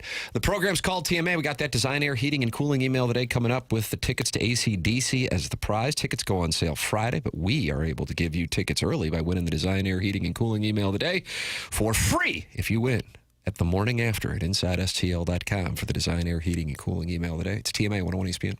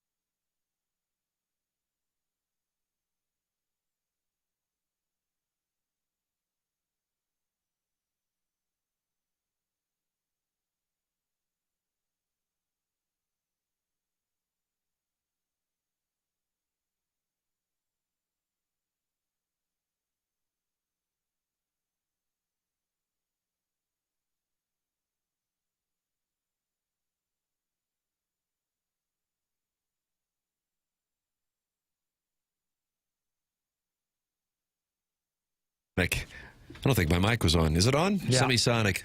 95? 96? Hell, I don't know. I don't think it was 94, so I'm going to go 96 to get me 97 and 95. 97? I think it's live. It's more live than 94. Okay. So I'll say 96 to get me 95 and 97. 98. No way in hell. Look it up. That's what do you think I did? Just pulled that out of my ass? Yes. March 10th, 1998. Yeah, but when did they record it? 3 days from my birth. Oh, is that right? Yeah, March 13th, 1998, being the day I arrived. That was about you, huh? I learned from the best. We try to talk about music and we get to your birth. I received mainstream radio airplay in April of 98. Yeah, but when did they record it? Doesn't say. It was recorded in Minneapolis at a studio called Seedy Underbelly. Oh. Boy, that could be anywhere here. It's TMA 101 ESPN. Tim McKernan, Doug Vaughn, Martin Kilcoyne is on the onboarding year 2 now. Year 2 of onboarding. About a 2-year process. Jackson Burkett is on the 1s and 2s. And Chairman Kurt is on vacation, but he's in the YouTube chat. Brought to you by Michelob Ultra. And he says Stereo Hearts peaked at number 4, Jackson. Hell yeah. Yeah, I think he misses us. They had major hits. I always see you when you're on vacation in the YouTube chat, and I go, man. Constantly, yeah. Right. Constantly chirping. You want to get in the mix. Are you going to be in the YouTube chat while your son is getting married this Saturday? When I'm on vacation, I kind of forget that I even have a job. Was I employed somewhere? Oh, yeah, I was. I got to get back to that on Monday. Yep. Email in. We're giving away AC/DC tickets the morning after at InsideSTL.com. The morning after at InsideSTL.com. Guys, these guys in Semisonic were in their 50s when that song hit big. That's from Connie Lassiter and Greg Bickle. Is that true? What was that? Oh, no. Semisonic. These guys were in their 50s when that song hit. 50s? Well, I'm just repeating what was said. Right. No, I get that. The years active were 93 to Doesn't answer the 2001. question. Fun fact, but doesn't answer the question. Dan Wilson, of course, on lead vocals. And he didn't went on to manage the Mariners? Well, he's only 64 now, so I don't know how he could be in his 50s in 98. No. So are you going to sue Connie Lassiter and Greg Bickle for making that up? No, all my legal capital will be used towards, I don't know what body I'll be suing, but somebody when Notre Dame gets in over Mizzou. Blast Off Power Washing is not happy with Jackson's injunction. Yeah, great. Can we also do scenarios if Purdue, Penn State, and LSU win? Or how about what if it snows at Faurot Field Saturday? Wait, that won't happen either. Mizzou has constantly shown they can't win a big game, especially when they're shaky at QB. That's MJ from Oakville. Okay. You can't win the big game until you do. Think about that, Doug. Yeah. Well, this would be a good week to do that. Bad, yeah, need it bad. It'd be a really horrible week to fall apart. Yeah, I mean, you're kind of free rolling in the way because you got your third string quarterback, and But even a close loss, a 1 point loss. No, it's winner. Yeah, it's winner go home. Right. KG in O-Town just texted in now. Air Comfort Service text inbox 314-399-9646 and says, I missed Tim and Jackson. I kind of forgot about Doug. Oh, gee. Christmas. Yep. Well, I may suspend him for forgetting about me. I'm mulling that over. Libby Ledoux, I'm going to sue. That's from Starfish Street. So I guess he's implying that if you're from Ledoux and you don't like something, you sue? Is that the deal? Those playground insults aren't going to resonate with me, man. Doug, where is the wedding this weekend? I want to drop off the fuzzy handcuffs. Why don't you answer my calls? That's from Steven time. I won't be telling him. You're not going to share with the audience where they can go watch your son's wedding? No. Hamptons. It's at my parents' place. Montauk. Yeah, okay, well, that's enough. It's the second place in Montauk. That's vague. Hamptons is huge. Right. Could be at any one of the mansions. Yeah. Well, if you know which one it's at. It's just to the north of the Joel estate. Doug, Tom Brady cloned his dog. Did he really? Yeah. Weird. Did an article or an interview with People magazine and says, I love my animals. They mean the world to me and my family. A few years ago, I worked with Colossal and leveraged their non-invasive cloning technology through a simple blood draw of our family's elderly dog before she passed. That's right. His dog, Lua, passed away in 2023, so they created a clone, and now his dog, Junie, is a one-for-one replacement of Lua. Okay. That was good information for us to just chew on for a while. Just let it simmer. The process was possible after Colossal acquired a cloning company called Viagen, which had previously made headlines for cloning the pets of Barbara Streisand and Paris Hilton. And of course, we all love Yentl. So you get the exact same dog again, starting over at birth. Is that weird? Genetically, anyway. I suppose it would behave differently based on experiences. So you in think its if life. Dora came back to life, she'd still be a hua? No, it was Tinsel that was such a little My brother was asking me, he goes, what's Doug's dog's name that was a hooer? Somebody texts in his Doug's slutty dog. Oh, Tinsel. That's right. I mean, when so she if was... Tinsel came back cloned, still would be passionate about lovemaking. I would think so. When she was in heat, I mean, we saw Johns from miles away. Did you have a problem with like a South City dog hooked up with Tinsel? Yeah, you could like tell. we wanted her to like They would be marry smoking. somebody from Huntley. Yeah, Montagues and A couple of Capulets. tattoos, and they were smoking. It's not what we wanted Still for a in the poodle. 7th grade tournament, doesn't matter. Brady owns a piece of the company. That's why he's getting headlines for this thing. That's from the 636. Does not like Jackson's link. I give a damn. Okay. I put the link. I've been doing more click and drag PM links. Doug, you like click and drag. So I don't, much like ball writers, I don't write the headlines. And when I click and dragged, it said Fox's Tom Brady clones dog, and I thought that's a great headline. No notes. I made a copy of my late gerbil by using a 3D printer. That's from the New Bowl eligible. I suppose that could be possible. In My the future. late gerbil. Unbelievable. Email in the morning after at InsideSTL.com. Design, air, heating, and cooling email of the day. Support the sponsors such as Mentality. Men, have you or your family seen a change in you? Not quite yourself anymore, struggling to focus, no energy for the people you love? Put it this way. If your bedroom could talk, would it have anything to brag about? It could be you're getting older, or work stress, or the undeniable fact that we've all become our kids' personal, unpaid Uber drivers. It could also be your testosterone calling it quits and you never got the memo. Mentality can help you change that. Whether it's low energy, weight gain, or just the feeling something is off, Mentality can help.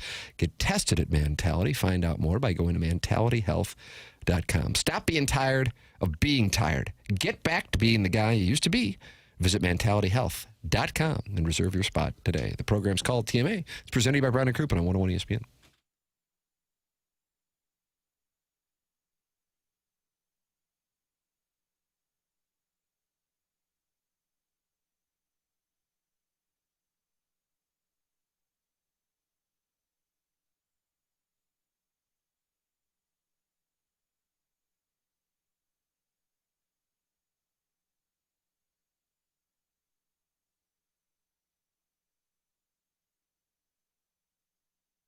St. Louis, the countdown to Thanksgiving is on, and our friends over at Lee's Famous Recipe Chicken and Hot Shot Sports Bar and Grill are teaming up with Coca-Cola to support Operation Food Search. It's such a great thing that our local community here and these great companies are getting together to help out those that are less fortunate. Now, through November 21st, drop off non-perishable food items at any Lee's or Hot Shots to help families in need right here in St. Louis. There's nothing more in the holiday spirit than helping out those who are less fortunate, and doing it as the St. Louis community is so important. The weather's going to be really nice this week, so head down there, check it out, donate, and you'll get a free Coca-Cola beverage, plus a chance to win gift cards and hockey tickets. Give back, feel good, and make a difference this Thanksgiving with Lee's, Hot Shots, and Coca-Cola, helping out Operation Food Search.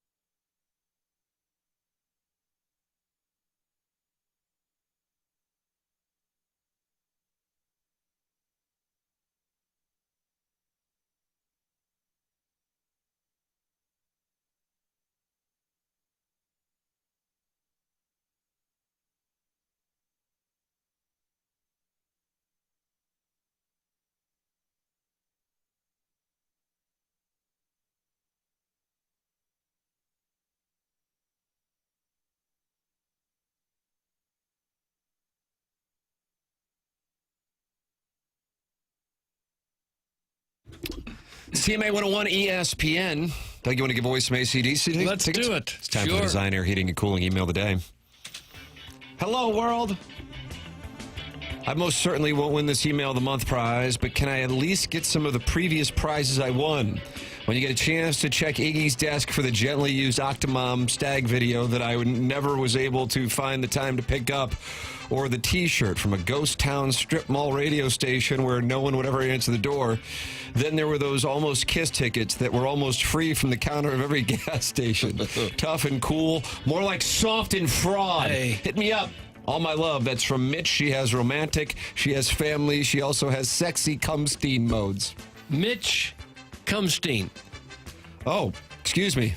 I didn't mean to walk in on Jackson waxing his own car. There are so many things that I love about this show, like month-long listener contests that end abruptly after a single live-long day because of the desire to have any semblance of planning or order. Nothing quite captures the essence of the show as Jackson picking a fun one-hit wonder music theme and really applying himself to nearly extend it into the 10 o'clock hour, covering the over. Keep up the great work. It's from Shooter McGavin, Vice President of Vengeful River Birches. Shooter McGavin, Vice President, Revengeful River Birches. A 2-win lead is the most dangerous lead in Email of the Day, but this email is about other dangers. The 1981 Vianney versus Kirkwood chess tournament. I had an unfortunate Lone Rangering hand injury, so I was demoted to coaching, and the Pioneers head coach was playing Jedi mind games. He parked his shiny convertible LeBaron out front, stomping his feet whilst blaring the Kirkwood theme song.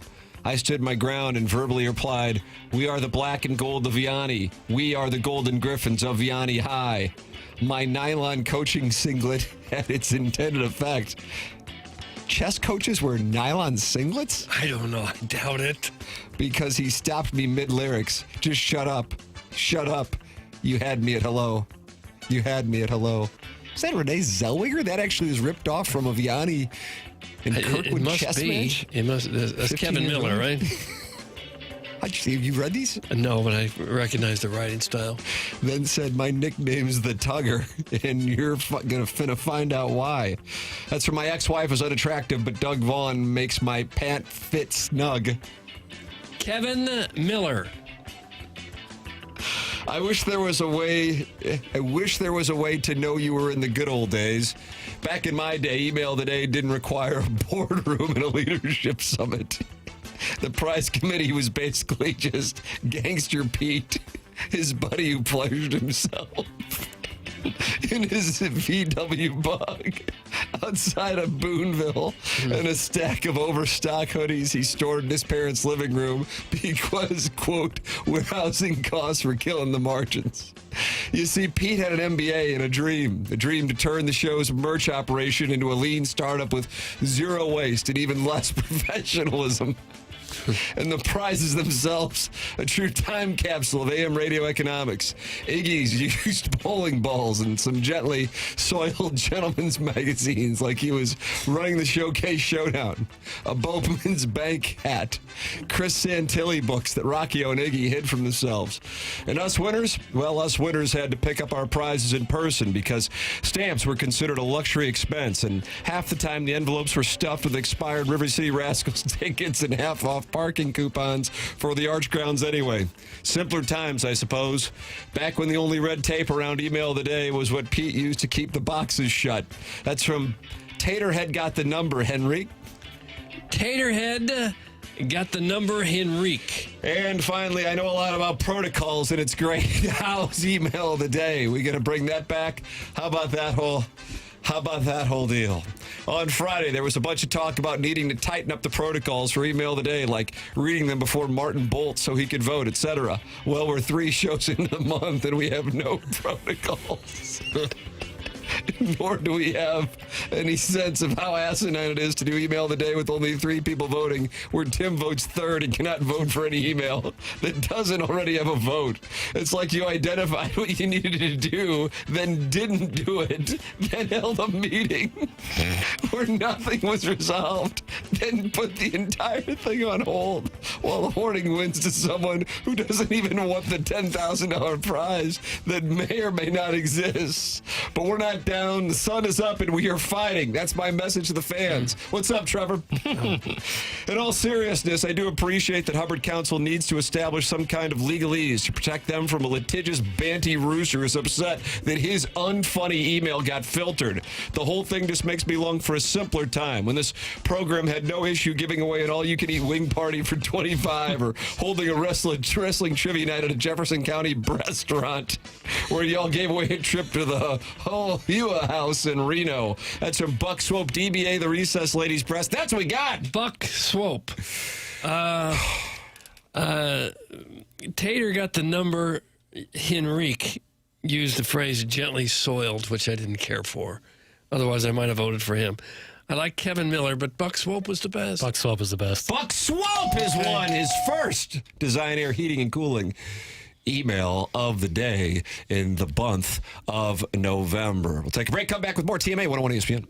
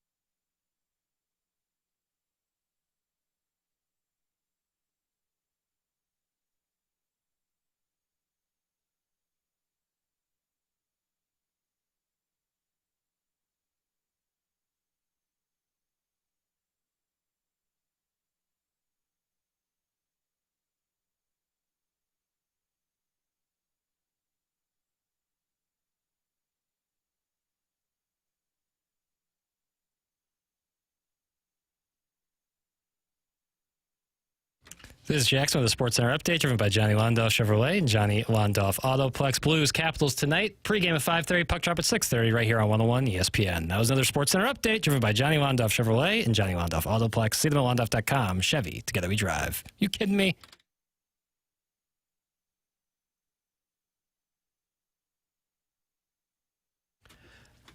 That'll do it. BK and Ferrario coming up at the top of the hour, which I believe we're already into. Time for us to go. Bye.